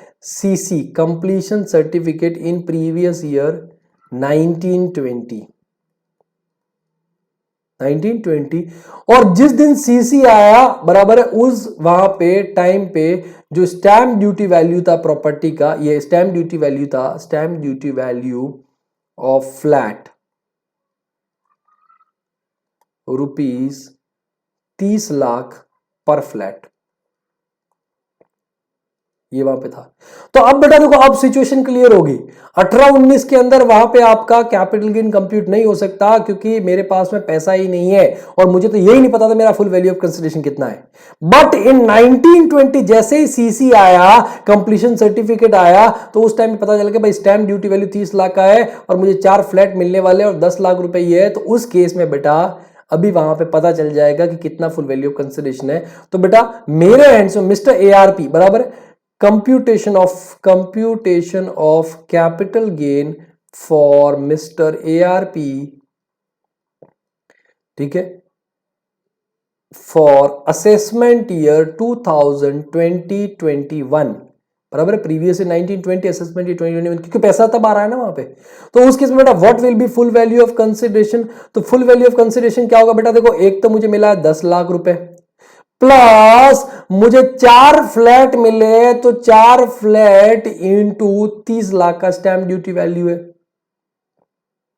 कितना हो गया, तो 4 3 12, 1 करोड़ 20 लाख, और वो 10 लाख, कितना हो गया, 1 करोड़ 30 लाख रुपए, 1.30 CR। ठीक है। ट्रांसफर एक्सपेंस सपोज कुछ नहीं है, लेकिन मेरे को देखो यहां पे ये 2006-7 के अंदर मैंने 10 लाख में खरीदा, तो ये मेरा कॉस्ट ऑफ एक्विजिशन हो गया। ये क्या हो गया बेटा, कॉस्ट ऑफ एक्विजिशन हो गया। तो मुझे क्या निकालना पड़ेगा, इंडेक्स कॉस्ट ऑफ एक्विजिशन। तो पीरियड ऑफ होल्डिंग कहां से कहां तक होगा, तो पीरियड ऑफ होल्डिंग होगा बेटा आपका 2000 from 2006-7 two year of transfer 2018-19, 2018-19, ये पीरियड ऑफ होल्डिंग है, मतलब लॉन्ग टर्म है। क्या बेटा, लॉन्ग टर्म। तो इंडेक्स कॉस्ट ऑफ एक्विजिशन निकालूंगा। अब इंडेक्स कॉस्ट ऑफ एक्विजिशन मैं निकालूंगा, तो उस केस में बेटा कॉस्ट वहां पे ले लूंगा मैं, कितना, मैं कॉस्ट ले लूंगा 10 लाख इंटू, नीचे तो आ जाएगा 6-7 का इंडेक्स नंबर, मैं इंडेक्स नंबर नहीं लिख रहा हूं, ईयर लिख रहा हूं मैं वहां पे, और ऊपर आ जाएगा 2019-20, नहीं सर, जिस ईयर में ट्रांसफर हुआ 2018, भले आप कैपिटल गेन कंप्यूट कर रहे हो प्रीवियस 1920 असेसमेंट 2021, बट आपको यहां पे 2018-19 मतलब ईयर ऑफ ट्रांसफर का वहां पे इंडेक्स नंबर लेना पड़ेगा, और इस तरीके से आपका लॉन्ग टर्म कैपिटल गेन आ जाएगा। इस तरह से क्या आ जाएगा बेटा, long term capital gain. This is the concept जिसको हम क्या बोलेंगे, जॉइंट डेवलपमेंट एग्रीमेंट। ठीक है। अब बेटा देखो आ जाओ मुद्दे पे आ जाओ, ये वाला आपका सेम पॉइंट है वहां पे। ठीक है। Joint development agreement, joint development agreement, JDA, JDA agreement between the owner of land and a builder developer where the owner transfer his land to the builder developer for construction of building in consideration of share in the project। भाई 4 flat मिलेंगे, थोड़ा बहुत cash भी उठा ले। Since the agreement involves transfer of a capital asset that is land, the resulting capital gain will be taxable in the hands of owner of land। ठीक है। Hair year of transfer क्या होगा, year of agreement, मतलब जिस साल में agreement हुआ joint development agreement, that is 2018-19 couple with the position of the land, अपने केस में 2018-19। हाउएवर ईयर ऑफ टैक्स क्या हो जाएगा बेटा, ईयर ऑफ टैक्स आपका होगा year in which CC for the project is issued, मतलब 2019-20 प्रीवियस ईयर अपने केस में। सीसी मतलब certificate of completion. What will B full value of consideration, तो मॉनेटरी कंसिडरेशन जो मैंने अभी आपको बताया 10 लाख रुपए का, plus stamp duty value of immovable property, जो कुछ भी आपको मिल रहा है, 4 फ्लैट मिल रहे हैं तो 4 इंटू 30 लाख वहां पे हो गया। ठीक है। और कौन से दिन का, as on the date of issue of CC received as his share, जो भी फ्लैट उसको मिल रहा है, जिस दिन सीसी मिला उस दिन का स्टैंप ड्यूटी वैल्यू अपने को ले लेना है। जो मॉनेटरी कंसिडरेशन 10 लाख, उसके ऊपर बेटा टीडीएस भी काटेगा देने वाला 10% के 194 आईसी के अंदर। तो monetary consideration in this case is subject to TDS under section 194 IC at the कितना बेटा 10%। ठीक है। If the land owner transfer his share in the project before the date of issue of CC, then the capital gain will be taxable in the year of transfer of such share only. और full value of consideration क्या हो जाएगा बेटा, amount received receivable for transfer of share, cost of acquisition, cost of land. देखो अगर ऐसा होता कि मान लो 2019-20 के एंड में एकदम सीसी आ रहा है, लेकिन उससे पहले जो मिस्टर एआरपी उससे सब्र ना हो पाया, और ठीक है in previous year 1920 previous year 1920 previous year 1920 Mr. ARP transfer his share in building for rupees, building for rupees, share in building मतलब जो 4 फ्लैट्स को वहां पे मिलने वाले थे, मींस 4 फ्लैट्स। ठीक है।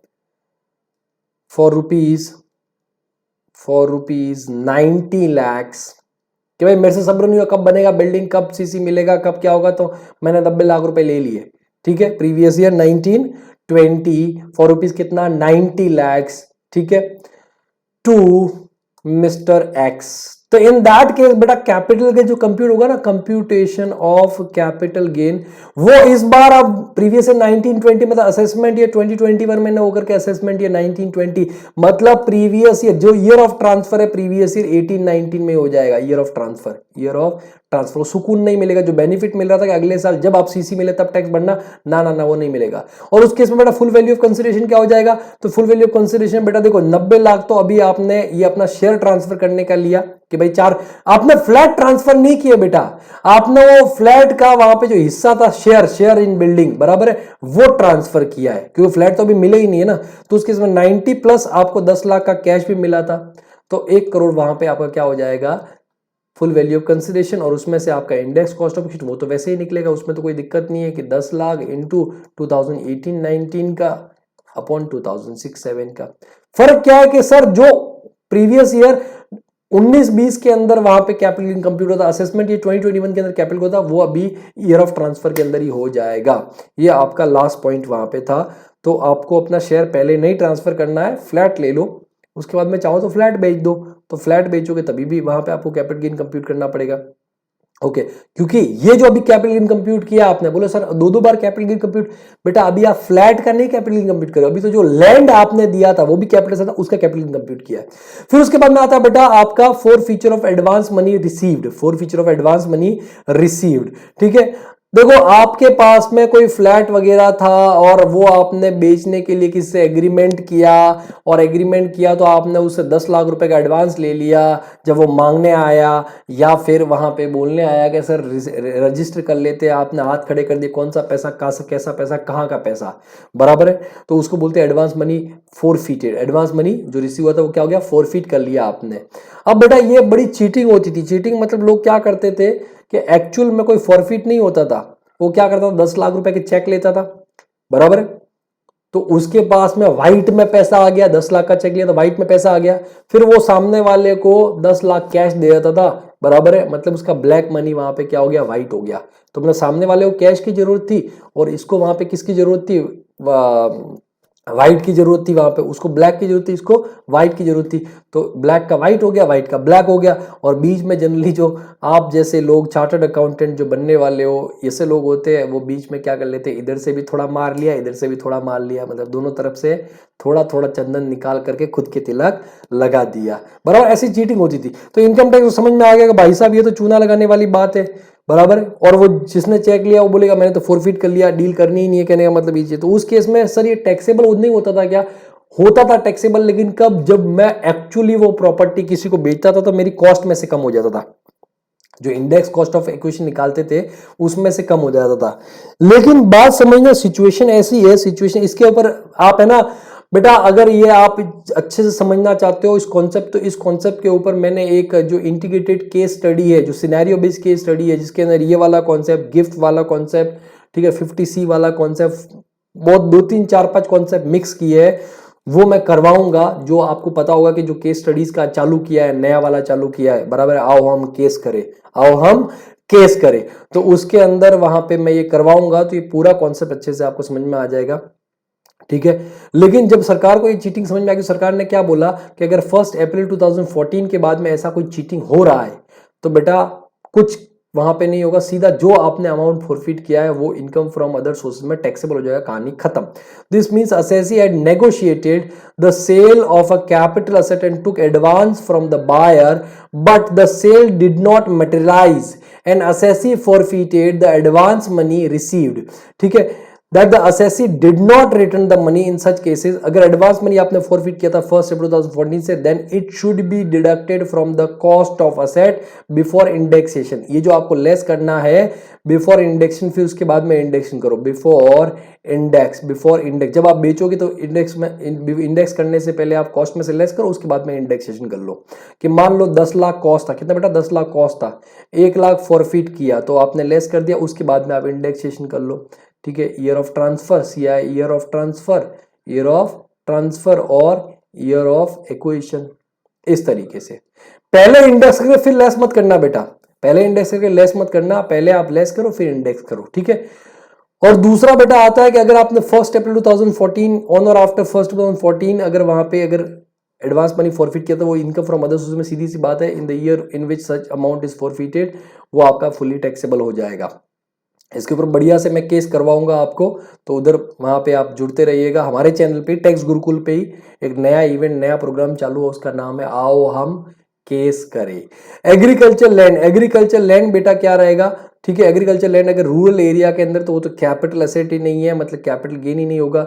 अगर अर्बन एरिया के अंदर है और वो कंपलसरी एक्वायर्ड हुआ था बेटा, क्या हुआ था, कंपलसरी एक्वायर्ड, तो वो आपका फुल्ली एग्जेम्प्ट हो जाएगा 1037 के अंदर, किसी तरह का टैक्स नहीं लगेगा। लेकिन वो नॉर्मली सेल हुआ है, बराबर, तो इन दैट केस आपको नॉर्मली कैपिटल गेन कंप्यूट करना है। नॉर्मली क्या करना है बेटा, कैपिटल गेन कंप्यूट करना है, जैसे आप करते हो।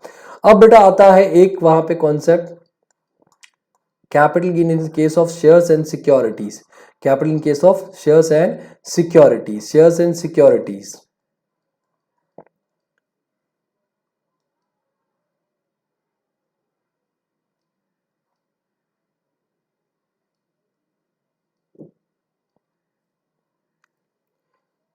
Capital gains in case of shares and securities। एक पूरा का पूरा चार्ट बना दिया जिसके अंदर मैंने सारे के सारे इसके एस्पेक्ट बता दिए कि क्या हो सकता है क्या नहीं हो सकता।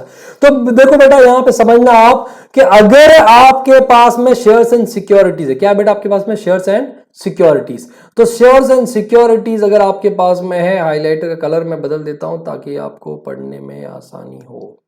चलो, तो अगर आपके पास में शेयर्स एंड सिक्योरिटीज है तो उसके ऊपर किस तरीके से वहां पे टैक्स लगेगा, किस तरीके से सिचुएशन होगी, ठीक है, अरे यार, ठीक है, किस तरीके से टैक्स लगेगा, किस तरीके से आपको वहां पे डील करना है शेयर्स एंड सिक्योरिटी केस में। हो रहा है क्या, हाँ हो रहा है, कलर पता नहीं एकदम लाइट है, नहीं हो रहा है यार, ऐसे कैसे,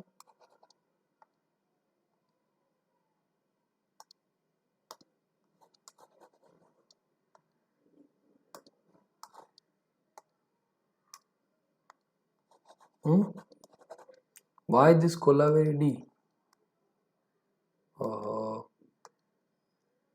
specs,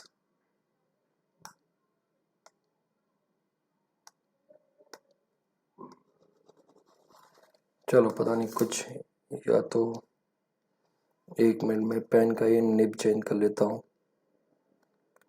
मे बी उसकी वजह से भी कुछ, काफ़ी टाइम से इसको रगड़ रगड़ के इस्तेमाल किया जा रहा है तो उसकी वजह से भी एक इशू हो सकता है।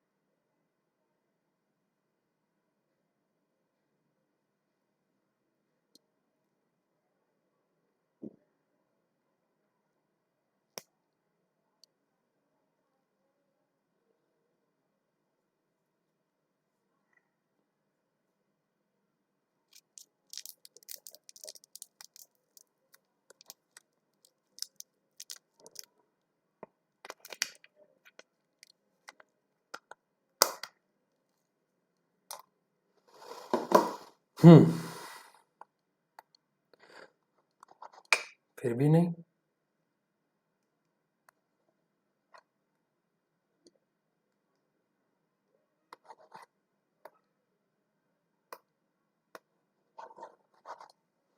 अरे यार वाई दिस, ओ समझा, एक्चुअली ये हैंड रिटन है ना, मतलब लिखा हुआ है तो उसकी वजह से उसके ऊपर वो हाईलाइट नहीं होगा। माय अलोपोजी, क्या कर दिया यार उसके चक्कर में, कोई नहीं, चलो चलो समझा।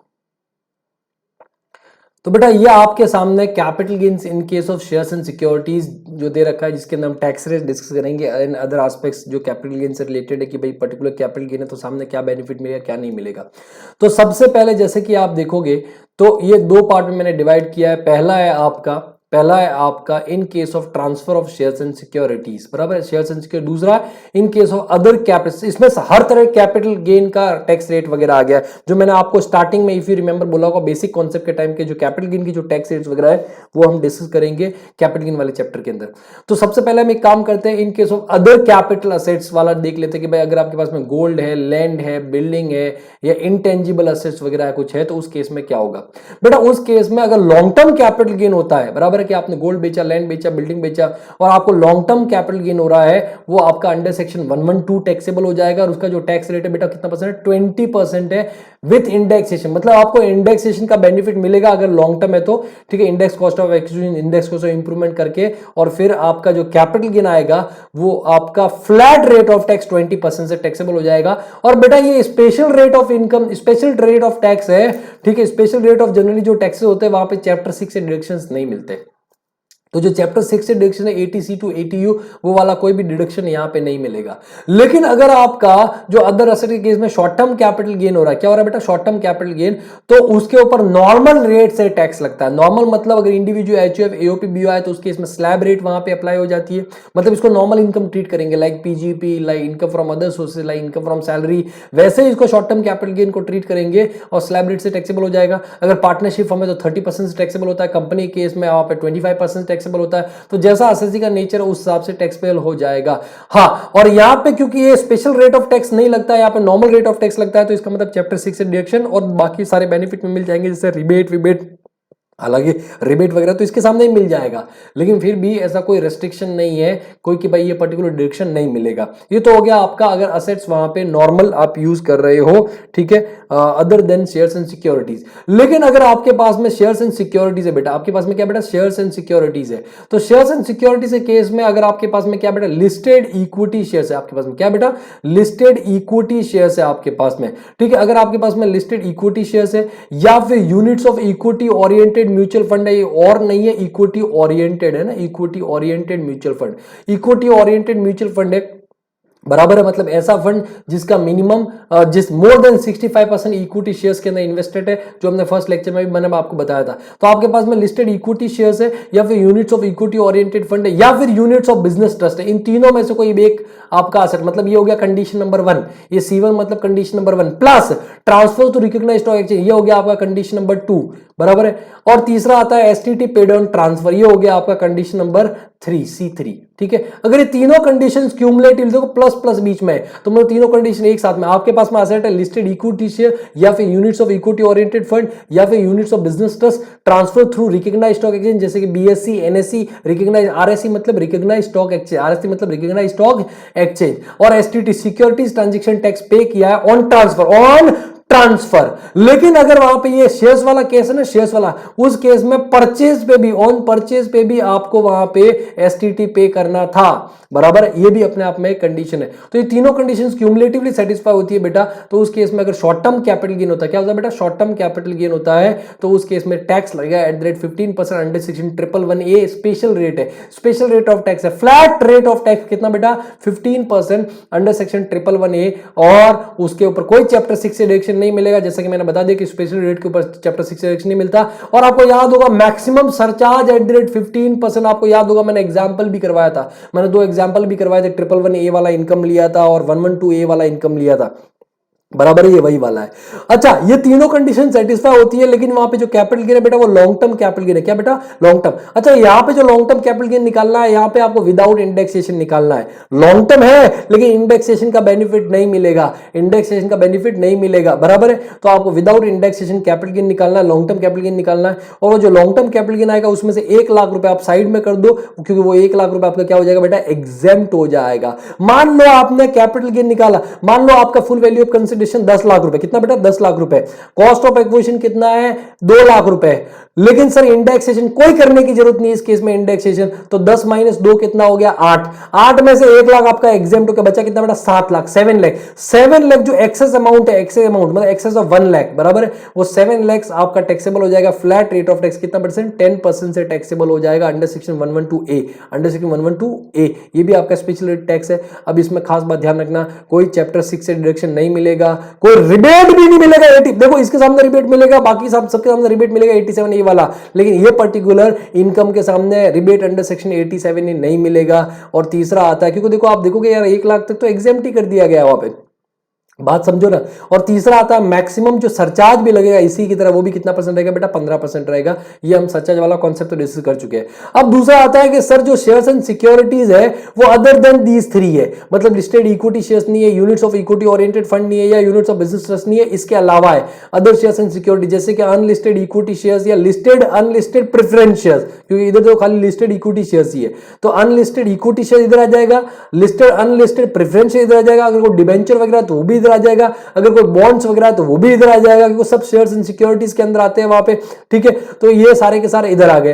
अब बेटा यहां पे आपका ध्यान रखना कि जो शॉर्ट टर्म कैपिटल गेन है बेटा, शॉर्ट टर्म कैपिटल गेन, ठीक है, वो टैक्सेबल एट नॉर्मल रेट्स हो जाएगा, स्लैब रेट से, क्योंकि नॉर्मल इनकम मानते हैं, क्या मानते हैं, नॉर्मल इनकम। और जब नॉर्मल इनकम स्लैब रेट से टैक्सेबल होता है, या पार्टनरशिप फर्म केस में 30% या किसी और केस कंपनी वगैरह केस में 25%, तो उस केस में बेटा सारे आपको डिडक्शन चैप्टर 6 से डिडक्शन वगैरह हर तरह का बेनिफिट अलाउ होगा। लेकिन अगर बेटा long term capital gain under section 112, long term capital gain बेटा क्या अंडर सेक्शन 112, और असेसी वहां पे रेसिडेंट, असेसी क्या है बेटा, रेसिडेंट है, तो उस केस में अगर उसके पास में लिस्टेड सिक्योरिटीज है, बराबर है, जैसे कि लिस्टेड प्रेफरेंस शेयर्स हो गया, क्या हो गया, लिस्टेड प्रेफरेंस शेयर्स हो गया, तो उस केस में बेटा 10% विदाउट इंडेक्स और 20% with index, which ever is beneficial, which ever is lower लिखा मतलब ऑब्वियसली जो कम होगा वो बेनिफिशियल होगा, विच एवर इज बेनिफिशियल, ठीक है, वो टैक्स रेट लेना है, और वहां पे कोई चैप्टर 6 से डिडक्शन नहीं मिलेगा इस पर्टिकुलर इनकम के सामने, ध्यान रखना। अगर वो लॉन्ग टर्म कैपिटल गेन हो रहा है और एसएससी एनआरआई है, नॉन रेसिडेंट है, बराबर है। अच्छा उससे पहले अनलिस्टेड वाला, अगर अनलिस्टेड सिक्योरिटी तो 20% विद इंडेक्स वहां पे आपको ले लेना है, कोई चैप्टर 6 से डिडक्शन नहीं मिलेगा। और अगर नॉन रेसिडेंट है बेटा तो 10% विदाउट इंडेक्स, कोई चैप्टर 6 से डिडक्शन नहीं, कोई एक्सपेंस का भी डिडक्शन नहीं मिलेगा। तो ये बेटा ये चार्ट है, ये अच्छे से आप मतलब इसका चाहो तो स्क्रीनशॉट ले लो, मैं थोड़ा छोटा और कर लेता हूं अगर होता है तो, कोशिश करते हैं, कोशिश करने वाले की हार नहीं होती और डर के नौका पार नहीं होती। रुको मैं फुल स्क्रीन भी कर रहा हूं ताकि और आपको थोड़ा अच्छे से दिखेगा। वेट, थांबा थांबा थांबा, ठीक है, ये लीजिए, ये लीजिए, ये लीजिए। आई गेस आपने स्क्रीनशॉट ले लिया होगा, या पॉज करके कॉपी करते रहना, ठीक है। आ जाओ मुद्दे पे आ जाओ। तो ये आपका शेयर्स एंड सिक्योरिटीज वाला केस था कि शेयर्स एंड सिक्योरिटीज के केस में किस तरीके से आपको कैपिटल गेन निकालना है, किस तरह क्या टैक्स रेट लगेगी, कौन से बेनिफिट मिलेंगे, कौन से बेनिफिट नहीं मिलेंगे। इसके अलावा दूसरे केस में भी, ठीक है, 112 जो आपका long term capital gain other assets के केस में, शॉर्ट टर्म कैपिटल गेन, तो उस केस में भी टैक्स रेट वगैरह क्या रहेगा। तो कैपिटल गेन से रिलेटेड जो भी टैक्स रेट वगैरह थी वो मैंने आपको बता दिया, एक चार्ट के अंदर आपका पूरा का पूरा समरी आ गया, बराबर है। आप चाहो तो इसको लोगों को भी फॉरवर्ड कर सकते हो, क्रेडिट जरूर देना कि अमित राज पुरोहित सर का है ये, बराबर, तो अच्छा लगेगा, ठीक है, अपने नाम से मत पेल देना वहां पे। ओके चलो, ये हो गया आपका वहां पे शेयर्स एंड सिक्योरिटीज। अब बेटा आगे बढ़ते हैं, अब लास्ट में आता है एग्जाम्पशन अंडर सेक्शन 54 सीरीज। तो एग्जाम्पशन अंडर सेक्शन 54 सीरीज में आपको सीधे करवाऊंगा, जो मॉड्यूल है मॉड्यूल के अंदर से वहां पे एक टेबल दे रखा है, उस टेबल से करवाऊंगा। लेकिन उससे पहले मैं आपको कुछ एक टाइम लाइन के थ्रू कुछ समझाना चाहता हूं, तो बेटा देख लो एक बार, ड्रॉ करता हूं exemption under section 54 series, 54 dash dash dash ऐसे करता हूं, ठीक है। सपोज मैंने एक कैपिटल असेट बेचा, उसका फुल वैल्यू ऑफ कंसिडरेशन था 100 लाख, 101 लाख बेटा, 101 lakh minus transfer expense 1 lakh, net sale consideration 100 lakh हो गया, माइनस कॉस्ट ऑफ एक्विजिशन या इंडेक्स कॉस्ट ऑफ एक्विजिशन, ठीक है, 40 lakh, minus cost of improvement या इंडेक्स कॉस्ट ऑफ इंप्रूवमेंट, ठीक है, सपोज नील। तो बेटा यहाँ पे आपका लॉन्ग टर्म कैपिटल गेन या शॉर्ट टर्म कैपिटल गेन कितना हो गया, ₹60 लाख। अब ये 60 लाख का लॉन्ग टर्म कैपिटल गेन है या शॉर्ट टर्म कैपिटल गेन है, if I want to save tax on that income, भाई ये 60 लाख का मेरा कैपिटल गेन हो गया, मतलब इसके ऊपर टैक्स लगेगा, भाई 20%, 10%, 15%, जो भी मतलब रेट से है, लेकिन टैक्स लगेगा स्लैब रेट से, नॉर्मल रेट से, बराबर है। तो मैं इसके ऊपर क्या बचाना चाहता हूं बेटा, टैक्स। तो वहां पे मुझे कुछ एग्जम्पशंस मिलते हैं सेक्शन 54 सीरीज के अंदर, एग्जम्पशंस अंडर सेक्शन 54 सीरीज, अलग अलग अलग। तो उस केस में मैं जितना इन्वेस्टमेंट, कुछ केसेस में मैं जितना, ये 60 लाख है, जितना इन्वेस्टमेंट करूंगा, बराबर है, उतना मेरे को, मान लो कि मैंने ये घर बेचा था, क्या बेचा था बेटा, घर। कितने में बेचा था, 1 करोड़ 1 लाख में। 1 लाख का ट्रांसफर एक्सपेंसेस था, ठीक है, और 40 लाख का उसका cost of acquisition, indirect cost of acquisition, what ever it was, बराबर है। तो 60 लाख का मेरे को कैपिटल गेन हो रहा है। अब मैं 60 लाख के कैपिटल गेन के ऊपर टैक्स बचाना चाहता हूँ। लॉन्ग टर्म होगा तो 20% से टैक्स लगेगा, शॉर्ट टर्म होगा तो बेटा बहुत भारी टैक्स लग जाएगा, क्योंकि स्लैब रेट से टैक्स लगेगा, और स्लैब रेट आपको पता है कि 10 लाख से ऊपर जाते ही 30% हो जाता है वहां पे, और सरचार्ज भी लग जाता है, बराबर है ना। तो मैं क्या चाहता हूं कि इसके ऊपर टैक्स बचाए। तो मेरे पास में एक ऑप्शन है कि 54 सीरीज के अंदर कुछ केसेस दे रखे हैं, इन्वेस्टमेंट के तरीके दे रखे हैं, मैं उनमें इनके हिसाब से इन्वेस्टमेंट अगर कर देता हूं तो बेटा वहां पे मेरा टैक्स बच जाएगा, ठीक है, मेरा टैक्स बच जाएगा। तो अभी मैं कुछ इन्वेस्टमेंट, मान लो मैंने 60 लाख रुपए का मैंने नया घर खरीद लिया, तो पूरा का पूरा एग्जेम्प्ट हो जाएगा, और taxable long term capital gain, taxable LTCG, LTCG या शॉर्ट टर्म कैपिटल गेन वहां पे क्या हो जाएगा, नील, ठीक है। मैंने 60 की जगह मैंने 80 का मैंने इन्वेस्टमेंट किया, तो भी आपका मैक्सिमम 60 लाख का ही आपको मिलेगा, क्योंकि मैक्स कभी भी नेगेटिव नहीं हो सकता। ये देखो, ये अमाउंट नेगेटिव है, ऊपर से वो बात अलग है, लेकिन एग्जेम्पशन देने के बाद में ये और नेगेटिव नहीं हो सकता। Try to understand. तो अगर 80 लाख का खरीदा, 60 लाख का ही मिलेगा मैक्सिमम, मतलब जितना अमाउंट इन्वेस्ट किया है वो वाला अमाउंट, और capital gain which ever is lower. मैंने 40 लाख का घर खरीदा, तो 40 का मेरा वहां पे एग्जेम्प्ट हो जाएगा, बचेगा कितना, 20 लाख बचेगा, 20 लाख बचेगा, और 20 लाख के ऊपर मेरा टैक्स लग जाएगा। मैंने 10 लाख का घर खरीदा, कितने घर खरीदा बेटा, 10 लाख का घर खरीदा, तो 10 लाख का मैंने घर खरीदा, तो उस केस में बेटा 50 लाख का मेरा वहां पे क्या हो जाएगा, टैक्स लग जाएगा, 50 लाख के ऊपर टैक्स लग जाएगा, वॉट एवर द सिचुएशन में भी, बराबर। तो ये इस तरीके से आपको वहां पे एग्जेम्पशन मिलता है अगर आप इन्वेस्टमेंट करते हो तो अब मैं आपको वही आगे बता रहा हूं, एक टाइम लाइन से मैं समझा रहा हूं आपको, ये मैंने आपको एग्जांपल दे दिया, ठीक है। अब समझो कि मैंने एक घर खरीदा है, खरीदने की जगह पहले बेचते हैं ना,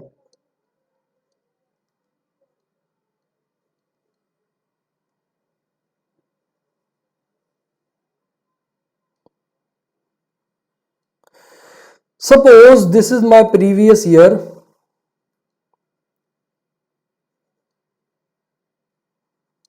this is my previous year 1920, और यहां पे सपोज 31 दिसंबर या फिर 1 जनवरी लेते हैं, 1 जनवरी 2000, अरे यार, हाँ, 31 दिसंबर 2020, ये 1 अप्रैल 19 टू 31 मार्च 2020, ये पीरियड है। तो 31 दिसंबर 2020 को मैंने वहां पे क्या कर दिया, old house transfer, old house transfer. एक मैंने घर, जो पुराना घर था वो बेटा मैंने क्या कर दिया, बेच दिया, ओल्ड हाउस क्या कर दिया मैंने, बेच दिया, मैंने ट्रांसफर कर दिया। अब बात समझना कि पुराना वाला घर मैंने बेचा है, तो सिचुएशन कुछ ऐसी है कि भाई पुराना वाला घर बेचा तो मेरे को इतना कैपिटल गेन हो रहा है 60 लाख का, जैसे कि आप ऊपर देख रहे हो 60 लाख का मेरे को कैपिटल गेन हो रहा है। अब मेरे को उसके ऊपर टैक्स बचाना है, तो मेरे पास में क्या तरीका, नया घर खरीदना पड़ेगा। सर नया घर कब खरीदना है, तो नया घर, अच्छा यहाँ पे ये मेरा due date of return filing of income, ये सपोज असेसमेंट ईयर ऑब्वियसली 2021 है, बराबर है, मतलब नेक्स्ट प्रीवियस ईयर, ये 1 अप्रैल 20 से स्टार्ट होता है, 31 मार्च 2020 को खत्म होता है। अब 31 July is the due date, 31 July 2020 is due date of filing return of income. Due date अगर एक्सटेंडेड है तो वो अलग मैटर है, due date of filing ROI, जैसे इस केस में भी 10 तारीख का आपका ड्यू डेट है, बट मान लो वी आर अज्यूमिंग नॉट कोई एक्सीडेंट नहीं है, तो 31 July is the due date return file करने का।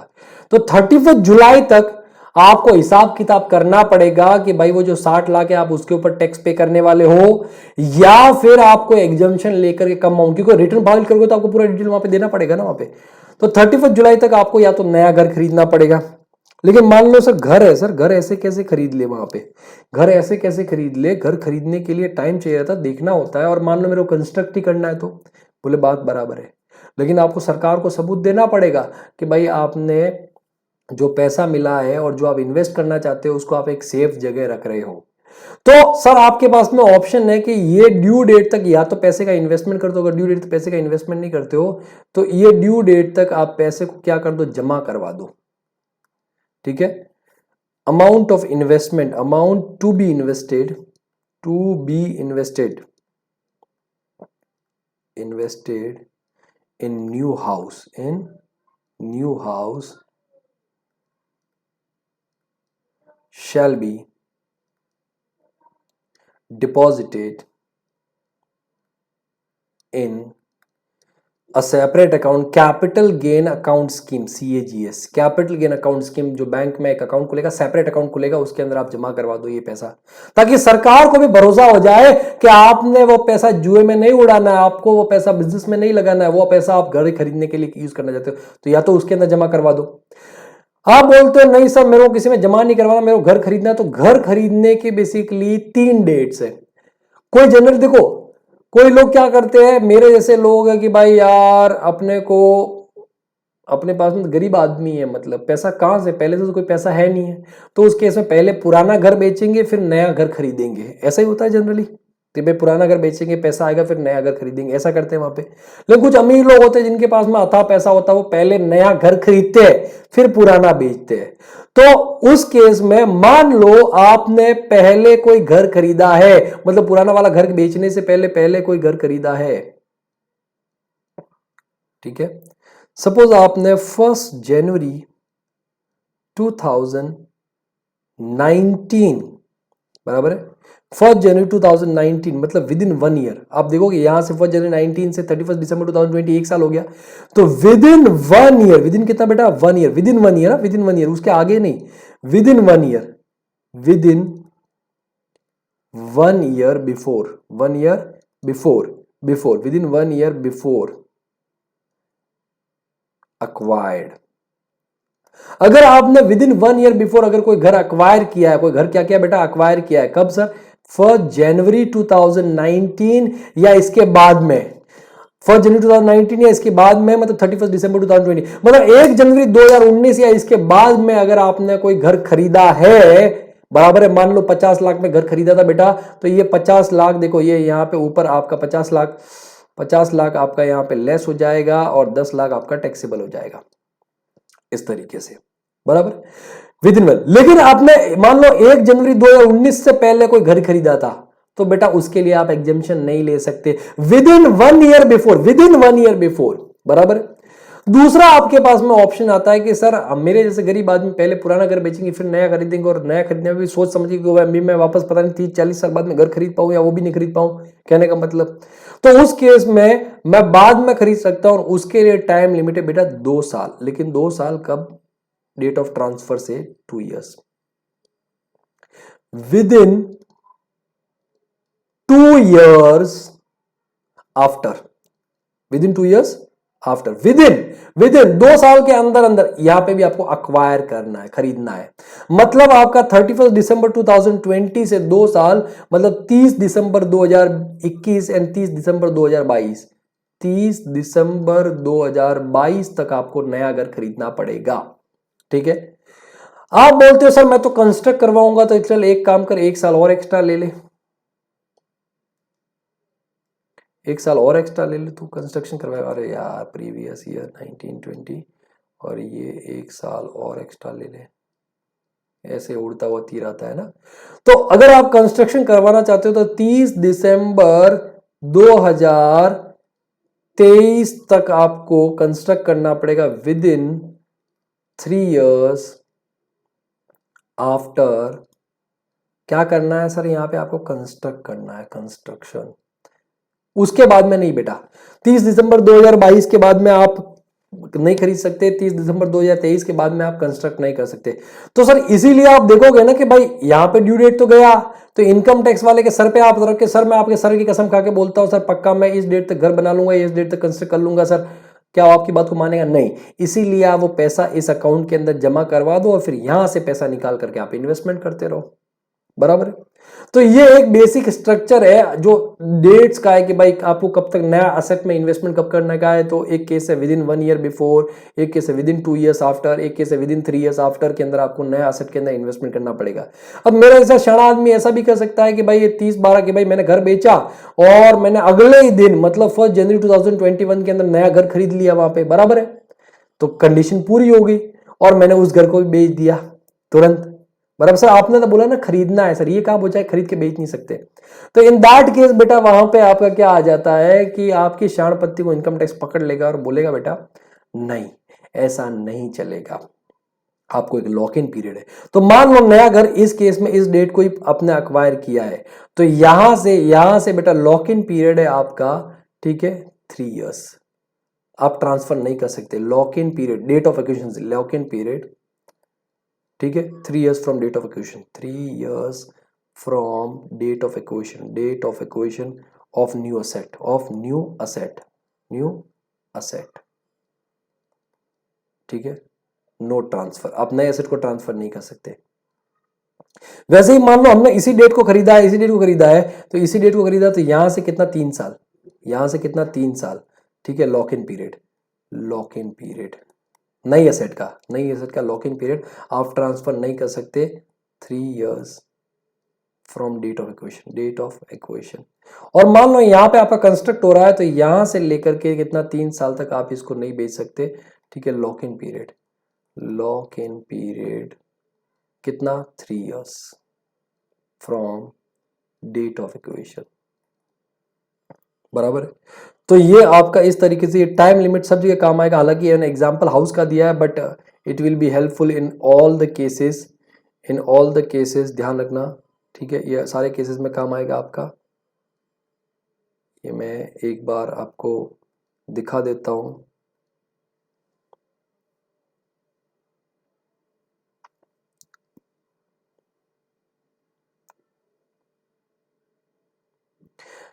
ओके बेटा, अब आ जाओ जो एक एक सेक्शन है उनके ऊपर। तो ये आपका इंस्टीट्यूट का मॉड्यूल है जो आपके पास में भी है। इसके लास्ट में आपको वहाँ पे दे रखा होगा, टेबल दे रखी होगी एग्जम्पशन की, ये रहा एग्जम्पशन फ्रॉम कैपिटल गेन्स से, जो लेटेस्ट रिकैपिचुलेट दे रखा है, ठीक है, मतलब जो समरी दे रखा है, समरी के अंदर वो आपका है, कहाँ गया भाई, ओ बाबूजी, अरे ओ बेटा जी, किस्मत की हवा कभी नरम कभी गरम, कभी नरम नरम कभी गरम गरम, कभी नरम नरम गरम गरम गरम, ओ बाबूजी। अब तुम बोलोगे कि सर ये लूडो का गाना गा रहे हो। बेटा ये लूडो का गाना नहीं है, एक पुरानी मूवी है, भगवान दादा करके एक हीरो हुआ करते थे, उनकी मूवी का सॉन्ग है ये, जो यूज़ किया गया है लूडो मूवी के अंदर। बचपन में खूब गाते थे, छोटे थे तो मतलब तुम्हारे पापा गा करके ये सुनाते थे। कुछ ऐसे गाने जिससे पुरानी यादें मतलब आपकी ताज़ा हो जाती है। चलो, तो ये आपका टेबल दे रखा है, अगर आप देखोगे तो पेज नंबर 4.468। अच्छा, यहाँ पे मैं पेन नहीं चला पाऊंगा, द रीज़न बीइंग ये PDF इंस्टीट्यूट का है तो इसको मैं एडिट नहीं कर सकता, ठीक है। अब आप बोलोगे सर इसको अनलॉक कर सकते हो, तो अभी ठीक है, नहीं यार देख लो ना, तुम्हारे सामने सिचुएशन है वहाँ पे, अनलॉक करने इतना टाइम कहाँ पे, अभी फटाफट हो जाएगा, 10 मिनट के अंदर हो जाएगा, बात समझो वहाँ पे।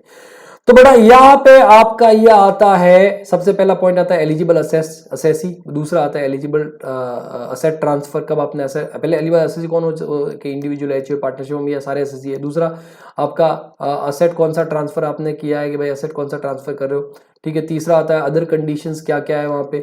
जो नेक्स्ट आता है कि नया एसेट आपको क्या लेना है, क्वालिफाइंग एसेट, बराबर, जो नया एसेट लेना है वो। फिर आता है कितने टाइम में नया एसेट खरीदना है आपको। फिर नेक्स्ट पॉइंट आता है बेटा एग्जामिशन, अमाउंट ऑफ एग्जामिशन क्या होगा, कितना अमाउंट ऑफ एग्जामिशन होगा, तो ये पॉइंट्स है वहाँ पे, ठीक है। और लॉक इन पीरियड वगैरह तो मैंने बता दिया, फिर भी मैं साथ साथ में बताता जाऊंगा, तो आप वहाँ पे अपने मॉड्यूल के अंदर लिखते रहना। ओके बेटा, तो सबसे पहले बेटा आता है सेक्शन 54। सेक्शन 54 बात करता है इंडिविजुअल एचयूएफ। किसकी बात करता है, इंडिविजुअल एचयूएफ, बराबर। क्या बेचना है सर, आपको बेचना है रेसिडेंशियल हाउस जो लॉन्ग टर्म होना चाहिए। रेसिडेंशियल हाउस का होना चाहिए बेटा लॉन्ग टर्म। देखो ए इंडिविजुअल एचयूएफ, इंडिविजुअल एचयूएफ कहाँ रहता है सर, घर के अंदर, घर के अंदर, और लॉन्ग टर्म से ही रहेगा वहां पे, बराबर। अब वो यहाँ पे अदर कंडीशन देख लो कि वो इनकम फ्रॉम हाउस प्रॉपर्टी के अंदर कवर होना चाहिए, मतलब ऑब्वियसली रेसिडेंशियल यूज के लिए यूज हो रहा है, मतलब वो पीजीपी के अंदर नहीं आना चाहिए, मतलब वो अपने बिजनेस के लिए यूज ना कर रहा हो वो घर, ठीक है। सेल्फ ऑक्युपाइड प्रॉपर्टी होना चाहिए, या फिर उसको किराए पे भी दे सकता है, ठीक है। अब आता है क्वालिफाई के समय नया एसेट का खरीदना है, तो बेटा नया खरीदना है आपको। देखो तो देखो इंडिविजुअल एचयूएफ बेटा फैमिली के साथ में रहता है, इंडिविजुअल एचयूएफ अपने फैमिली के साथ में रहेगा, लॉन्ग टर्म से घर के अंदर रहेगा। अब जब घर बेचेगा तो उसको वापस रहने के लिए भी तो घर चाहिए, तो फिर से नया एसेट क्या खरीदना है, one residential house in India. लेकिन इस बार यहाँ पे अमेंडमेंट है कि चाहे तो वो 2 रेसिडेंशियल हाउस भी खरीद सकता है, लेकिन उस केस, कौन से केस में, जब उसका कैपिटल गेन वहां पे 2 करोड़ के अंदर अंदर है। अगर वहां पे देखो अपने वाले केस में 60 लाख का कैपिटल गेन था, मतलब 2 करोड़ के अंदर अंदर है, वो चाहे तो 30-30 लाख के 2 घर खरीद सकता है, 40-20 के 2 घर खरीद सकता है, ठीक है, या 50-10 के 2 घर खरीद सकता है, या 30-30 के 2 घर, जैसा भी मतलब सिचुएशन है वहां पे वो 2 घर खरीद सकता है, दोनों के लिए एग्जामिशन ले सकता है, प्रोवाइडेड अपने केस में 60 लाख से ज्यादा एग्जामिशन नहीं मिलेगा। लेकिन मान लो अपने केस में कैपिटल गेन वहां पे कितना होता बेटा, 2 करोड़ 10 लाख, कैपिटल गेन की बात कर रहा हूं, फुल वैल्यू ऑफ कंसीडरेशन नहीं, कैपिटल गेन की बात कर रहा हूं, 2 करोड़ 10 लाख, तो उस केस में बेटा उसको एक ही घर का एग्जामिशन मिलेगा, चाहे वो 2 खरीदे, चाहे वो 2 खरीदे, एक ही घर का एग्जामिशन मिलेगा। तो 1 residential house in situated in India, 2 residential houses in India at the option of the assessee where capital gains do not exceed 2 CR, बराबर। ये कंडीशन है, 2 घर का ऑप्शन है, लेकिन 2 करोड़ से ज्यादा आपका कैपिटल गेन बढ़ना नहीं चाहिए। तो इंडिविजुअल एचयूएफ घर के अंदर रहता है, लंबे टाइम से रहता है, बराबर है, घर बेचेगा, नया घर खरीदेगा, 2 घर भी खरीद सकता है, प्रोवाइडेड 2 करोड़ तक कैपिटल गेन वहां पे है, ठीक है। उसके बाद में कितने में खरीदा, तो अभी मैंने थोड़ी देर पहले बताया, परचेज देखो, एक विदिन 1 ईयर बिफोर, दूसरा विदिन 2 इयर्स आफ्टर, और तीसरा कंस्ट्रक्ट विदिन 3 इयर्स आफ्टर। और अगर वहां पे पैसा है तो कैपिटल गेन अकाउंट स्कीम के अंदर जमा करवा सकता है। What will be amount of exemption, तो जितना अमाउंट वहां पे उसने इन्वेस्ट किया है, जैसा कि मैंने आपको एग्जांपल दिया कि 2 घर खरीदता है मान लो, तो 40 और 20 60 लाख, बराबर है, और अमाउंट ऑफ कैपिटल गेन भी 60 लाख है, तो विच एवर इज लो, सीधी सी बात है 60 लाख का एग्जामिशन मिल जाएगा। लेकिन उसे 40-40 के 2 घर खरीदे 80 लाख रुपए में, कितने में, 80 में, बेटा उस केस में टोटल इन्वेस्टमेंट 80 लाख है, लेकिन मैक्सिमम कैपिटल गेन का वहां पे उसको एग्जामिशन मिलेगा 60 लाख, क्योंकि कैपिटल गेन से ज्यादा वहां पे एग्जामिशन नहीं मिलेगा। तो cost of new residential house और 2 हाउसेज एज द केस में बी, और capital gain which ever is lower, वो आपका एग्जामिशन हो जाएगा। तीसरा केस में बता देता हूं, आप चाहो तो लिख देना वहां पे, आप नीचे जो 7 पॉइंट करके 7 पॉइंट करना वहां पे, लॉक इन पीरियड, क्या क्या बेटा, लॉक इन पीरियड आप कर देना 3 इयर्स। आप वहां पे मॉड्यूल में करो तो लॉक इन पीरियड बेटा कितना कर देना, 3 इयर्स कर देना वहां पे, कितना बेटा, 3 इयर्स, ठीक है। ये पहले 54 की था, 54 हो गया, फिर 54 बी बेचारा किसान, 54 बेटा बी, 54 बी बेचारा किसान, बी से बेचारा किसान, बी से बेचारा किसान। अब बेचारा किसान बेचारा इंडिविजुअल होता है या एचओ होता है, या तो किसान खुद खेती करता है या फैमिली के साथ में खेती करता है। किसान या तो खुद खेती करता है या फिर किसी साथ में खेती करता है, फैमिली के साथ में खेती करता है, बराबर है। तो एसएससी कौन हो गया, इंडिविजुअल या एचयूएफ। अब बेचारे किसान के पास में क्या होगा, agriculture land. Sir rural agriculture land होता बेटा, वो तो कैपिटल असेट ही नहीं होता, तो कैपिटल गेन की बात ही नहीं आती है। तो यहाँ पे कब की बात हो रही है, जब उसके पास में अर्बन एग्रीकल्चर लैंड, बेचारे किसान के पास में शहर के अंदर एग्रीकल्चर लैंड है। अब बेटा आपको पता है कि भाई वो उसके ऊपर खेती करना चाहिए 2 साल के अंदर, ये एक कंडीशन ठीक है वहां पे। अब उसके बाद में नया असर क्या कहते हैं, देखो बेचारा किसान है, किसान के बेटे को आप कभी भी आईएएस ऑफिसर थोड़ी बनने दोगे, सीए थोड़ी बनने दोगे, किसान के बेटे को आप किसान ही बनवाओगे। किसान के बेचो क्या मतलब, बेचारा किसान के पास में जो अर्बन एग्रीकल्चर लैंड है उसको बेचेगा, और बेचारा किसान फिर से एग्रीकल्चर लैंड खरीदेगा। सर अर्बन एग्रीकल्चर लैंड बोलो ना ना ना ना, फिर से एग्रीकल्चर लैंड खरीदेगा, मतलब वो रूरल भी खरीद सकता है, अर्बन भी खरीद सकता है, वो रूरल भी खरीद सकता है, अर्बन भी खरीद सकता है। सर इसमें एक फायदा हो सकता है कि अर्बन बेच करके रूरल खरीदे, 3 साल का लॉक इन पीरियड खत्म करे, और फिर उसके बाद में एग्रीकल्चर जो रूरल एग्रीकल्चर उसको बेच दे, वो कैपिटल असेट ही नहीं है तो आगे कैपिटल गेन ही नहीं होगा। सर सही आइडिया है, बिल्कुल सही आइडिया है, ठीक है। तो वापस एग्रीकल्चर लैंड, तो वहां पे आपका land for being use for agriculture purpose, urban rural कोई भी कह सकता है। सर कितने टाइम में, टाइम सर क्या है, तो देखो बेचारा किसान जो होता है कि अगर जमीन खरीद रहा है तो उसको देखना पड़ेगा बारिश वारिश होती है कि नहीं होती है अच्छे से। तो 2 साल, 2 मॉनसून कम से कम चेक करेगा कि बारिश बराबर हो रही कि नहीं। 2 मॉनसून चेक करने के तो within 2 year purchase within a period of 2 years after the date of transfer, बराबर 2022 के, अभी जैसे अपने केस में 2022 तक, 30 दिसंबर 2022 तक उसको परचेज करना पड़ेगा। ओके फिर उसके बाद में what will be amount of exemption, तो वो सेम अमाउंट जो कॉस्ट ऑफ एग्रीकल्चर लैंड है और capital gain which ever is lower वो एग्जेम्प्ट हो जाएगा। सर लॉक इन पीरियड यहां पे भी नीचे लॉक इन पीरियड कितना बेटा, 3 इयर्स, कितना बेटा 3 इयर्स लॉक इन पीरियड है। उसके बाद में बेटा आता है आपका नेक्स्ट, वहां पे आता है नेक्स्ट आता है 54D, बराबर, डी से दादागिरी कंपल्सरी इक्वेशन, डी से दादागिरी कंपल्सरी इक्वेशन। अगर आपका वहां पे, अगर दादागिरी तो किसी के साथ में भी हो सकती है, इंडिविजुअल के साथ में हो सकती है, एचओ के साथ में, कंपनी के साथ, मुकेश अंबानी के साथ में भी हो सकती है दादागिरी, सरकार की दादागिरी, सबसे बड़ी दादा वहां पे सरकार ही होती है, सबसे बड़ा गुंडा सरकार ही होती है, ठीक है। एनईएसएससी मतलब कोई भी हो सकता है, डी से दादागिरी। उसके बाद में क्या सर, उसके पास में land building forming and industrial undertaking, Mukesh Ambani के साथ में दादागिरी होगी। मुकेश अंबानी उसकी लैंड बिल्डिंग थी, बराबर है, जो इंडस्ट्रियल अंडरटेकिंग थी उसको वहां पे कंपल्सरीली अक्वायर कर लिया, दादागिरी कर ली। अब सर अंबानी का बेटा अंबानी बनेगा, अंबानी का बेटा क्या करेगा, अंबानी बनेगा। तो ये तो देखो 2 साल तक उसको वहां पे एग्री इंडस्ट्रियल के लिए यूज होना चाहिए था, ये सारी कंडीशन आ गई। अभी अंबानी का बेटा अंबानी बनेगा, मतलब बेचा क्या, इंडस्ट्रियल लैंड एंड बिल्डिंग, खरीदेगा क्या सर, वही same industrial land and building, बराबर है। अंबानी का बेटा अंबानी मतलब बिजनेस ही करेगा वहां पे, तो वही आपको सामान खरीदा। सर कितने में, तो लैंड बिल्डिंग खरीदने में, इंडस्ट्री बनाने में टाइम लगता है सर 3 साल, कितना 3 साल, 3 साल के अंदर वो कंस्ट्रक्ट कर सकता है, परचेज करता है with in 3 years, with in 3 years after, with in 3 years after. और उसके बाद में sir what will be amount of exemption, तो कॉस्ट ऑफ न्यू एसेट और capital gain which ever is lower, जो भी आपका कॉस्ट ऑफ न्यू एसेट और कैपिटल गेन है विच एवर इज लोअर, वो वहां पे आपका क्या हो जाएगा बेटा, एग्जेम्प्ट, क्या हो जाएगा बेटा, एग्जेम्प्ट हो जाएगा। सर लॉक इन पीरियड का, सर इसका भी लॉक इन पीरियड 3 इयर्स है, इसका भी लॉक इन पीरियड कितना बेटा, 3 इयर्स। फिर उसके बाद में 54 EC, take it easy, take it easy, take it easy, बराबर है। देखो पहले वाले केस में घर खरीदो, घर बेच के घर खरीदो, 2 खरीद सकते हो, कैपिटल गेन 2 करोड़ तक है। दूसरे वाले में आपका वहां पे एग्रीकल्चर लैंड बेच के, अर्बन एग्रीकल्चर लैंड बेच के आप कोई भी एग्रीकल्चर लैंड खरीदो। तीसरे वाले में इंडस्ट्रियल लैंड बिल्डिंग बेच करके इंडस्ट्रियल लैंड बिल्डिंग खरीदो। लेकिन 54 EC बोलता है टेक इट इजी, मजे करो, ऐसा कुछ आपको खरीदने की जरूरत नहीं है, बराबर है। आपको बॉन्ड खरीदने, जेम्स बॉन्ड खरीदने, बराबर, जेम्स बॉन्ड नहीं बे, ठीक है, दूसरे बॉन्ड। तो एनईएसएससी कोई भी हो सकता है। देखो टेक इट इजी का वहां पे मौका तो किसी को भी मिल सकता है। क्या बेचना है, लैंड और बिल्डिंग लॉन्ग टर्म होना चाहिए, लैंड और बिल्डिंग या फिर दोनों लॉन्ग टर्म, सिर्फ लैंड और बिल्डिंग, बराबर है। टेक इट इजी, जमीन बेचो, जायदाद बेचो, टेक इट इजी, जमीन बेचो एकदम कुर्सी पे कुर्सी पे बैठ के, टेबल पे पांव रख के, बेच डाल जमीन, बेच डाल बिल्डिंग, बराबर, दोनों बेच डाल। एनईएसएससी बराबर है, लॉन्ग टर्म होना चाहिए, लॉन्ग टर्म होना चाहिए, मतलब बाप दादा का जमीन बेच डालो, बाप दादा का जमीन बेच डालो, बदले में क्या खरीदो सर, मोदी जी के कहने पे एनएचआई के bonds, national highway authority of India के बॉन्ड, आरईसीएल, बराबर, रूरल इलेक्ट्रिफिकेशन कॉर्पोरेशन लिमिटेड के बॉन्ड्स खरीदो, या कोई अदर नोटिफाइड बॉन्ड्स वगैरह है वो खरीद दो, जैसा IRFC, Indian railway finance corporation, ठीक है, या फिर पीएफसी, पावर फाइनेंस कॉर्पोरेशन, इनके आप बॉन्ड्स खरीदो। लेकिन वो बॉन्ड 5 इयर्स में रिडीमेबल होना चाहिए। इसका मतलब क्या है, 5 साल का लॉक इन पीरियड है। यहां पे कितने साल का लॉक इन पीरियड है, 5 साल का लॉक इन पीरियड है, 5 इयर्स के अंदर रिडीमेबल होना चाहिए। उसके बाद में आप क्या करना है बेटा, परचेज कितने टाइम में, अच्छा इसका टाइम लिमिट क्या है सर, 6 महीने। बॉन्ड खरीदने में क्या, वेबसाइट पर जाओ, क्लिक करो, पेमेंट करो, बॉन्ड खरीदा। तो जिस दिन आपने ट्रांसफर किया है, डेट ऑफ ट्रांसफर से 6 महीने के अंदर आपको परचेज करने का है, 6 महीने के अंदर परचेज करने का है। सर एग्जेम्पशन कितना होगा सर, तो यहां पे एग्जेम्पशन बेटा जितना आपने अमाउंट इन्वेस्ट किया है और capital gain which ever is lower आपका एग्जेम्प्ट होगा, लेकिन मैक्सिमम अमाउंट बेटा 50 लाख होगा।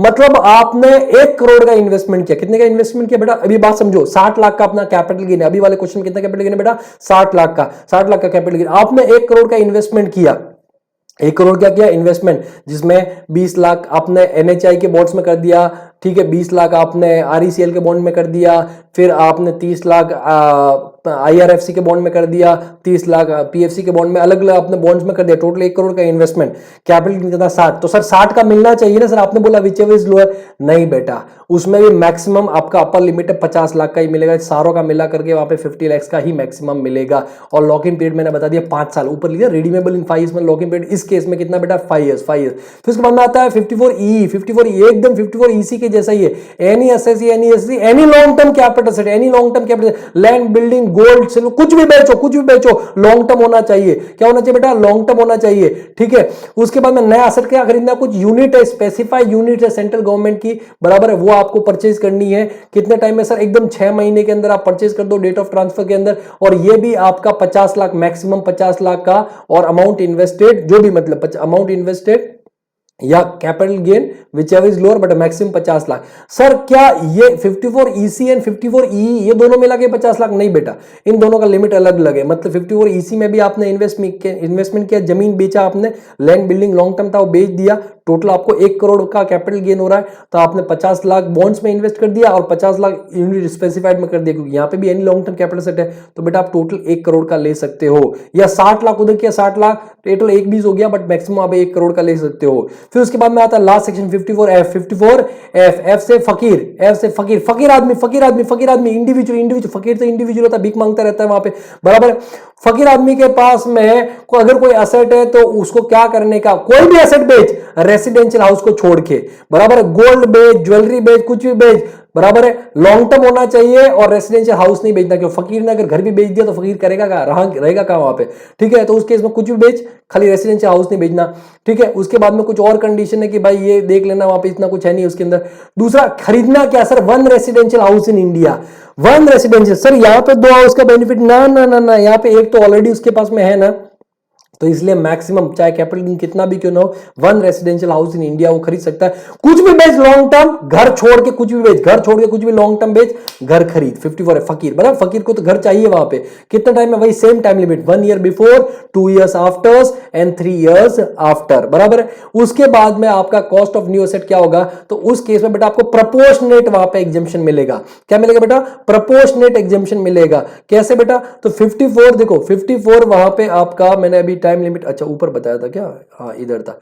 ये देखो यहां पे सारे केस में section 54, 54B, 54D, 54EC, 54EC and 54F।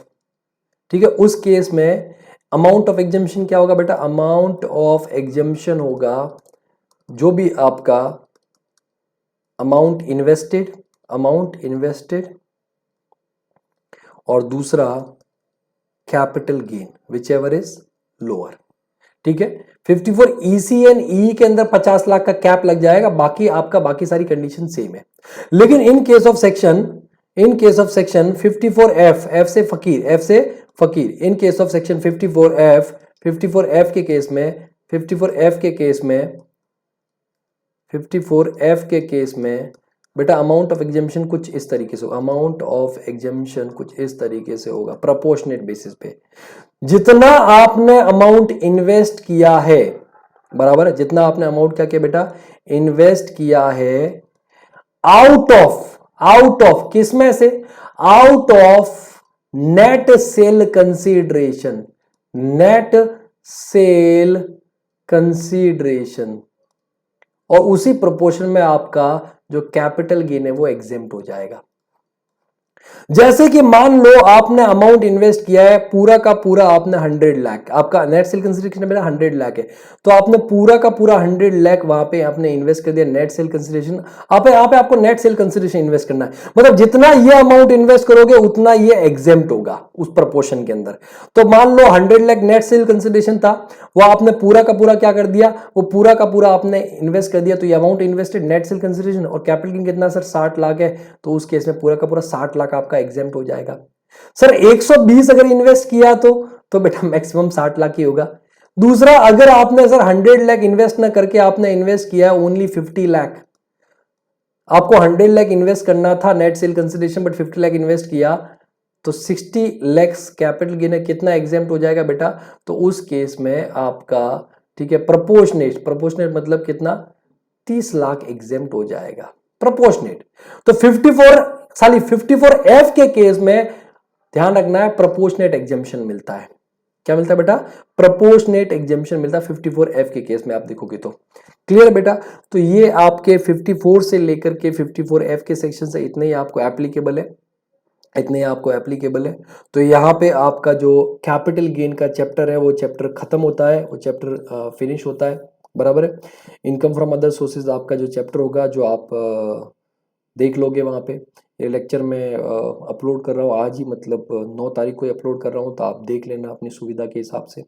उसके बाद में आज जो हमारा दूसरा सेशन होगा रात को 10 बजे, बराबर है, 10 बजे आपका दूसरा सेशन होने वाला हो। दूसरा सेशन कौन सा होगा?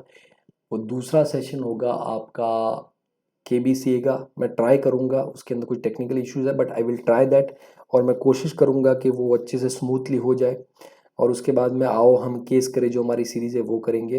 तब तक दोस्तों आप अपना और अपनों का ख्याल रखिए, स्वस्थ रहिए, सुरक्षित रहिए, पढ़ते रहिए, पढ़ाते रहिए, क्योंकि पढ़ेगा इंडिया तभी तो आगे बढ़ेगा इंडिया। कैसे पढ़ाना है? इस लेक्चर को मैक्सिमम शेयर करके आपको लोगों को पढ़ाना है।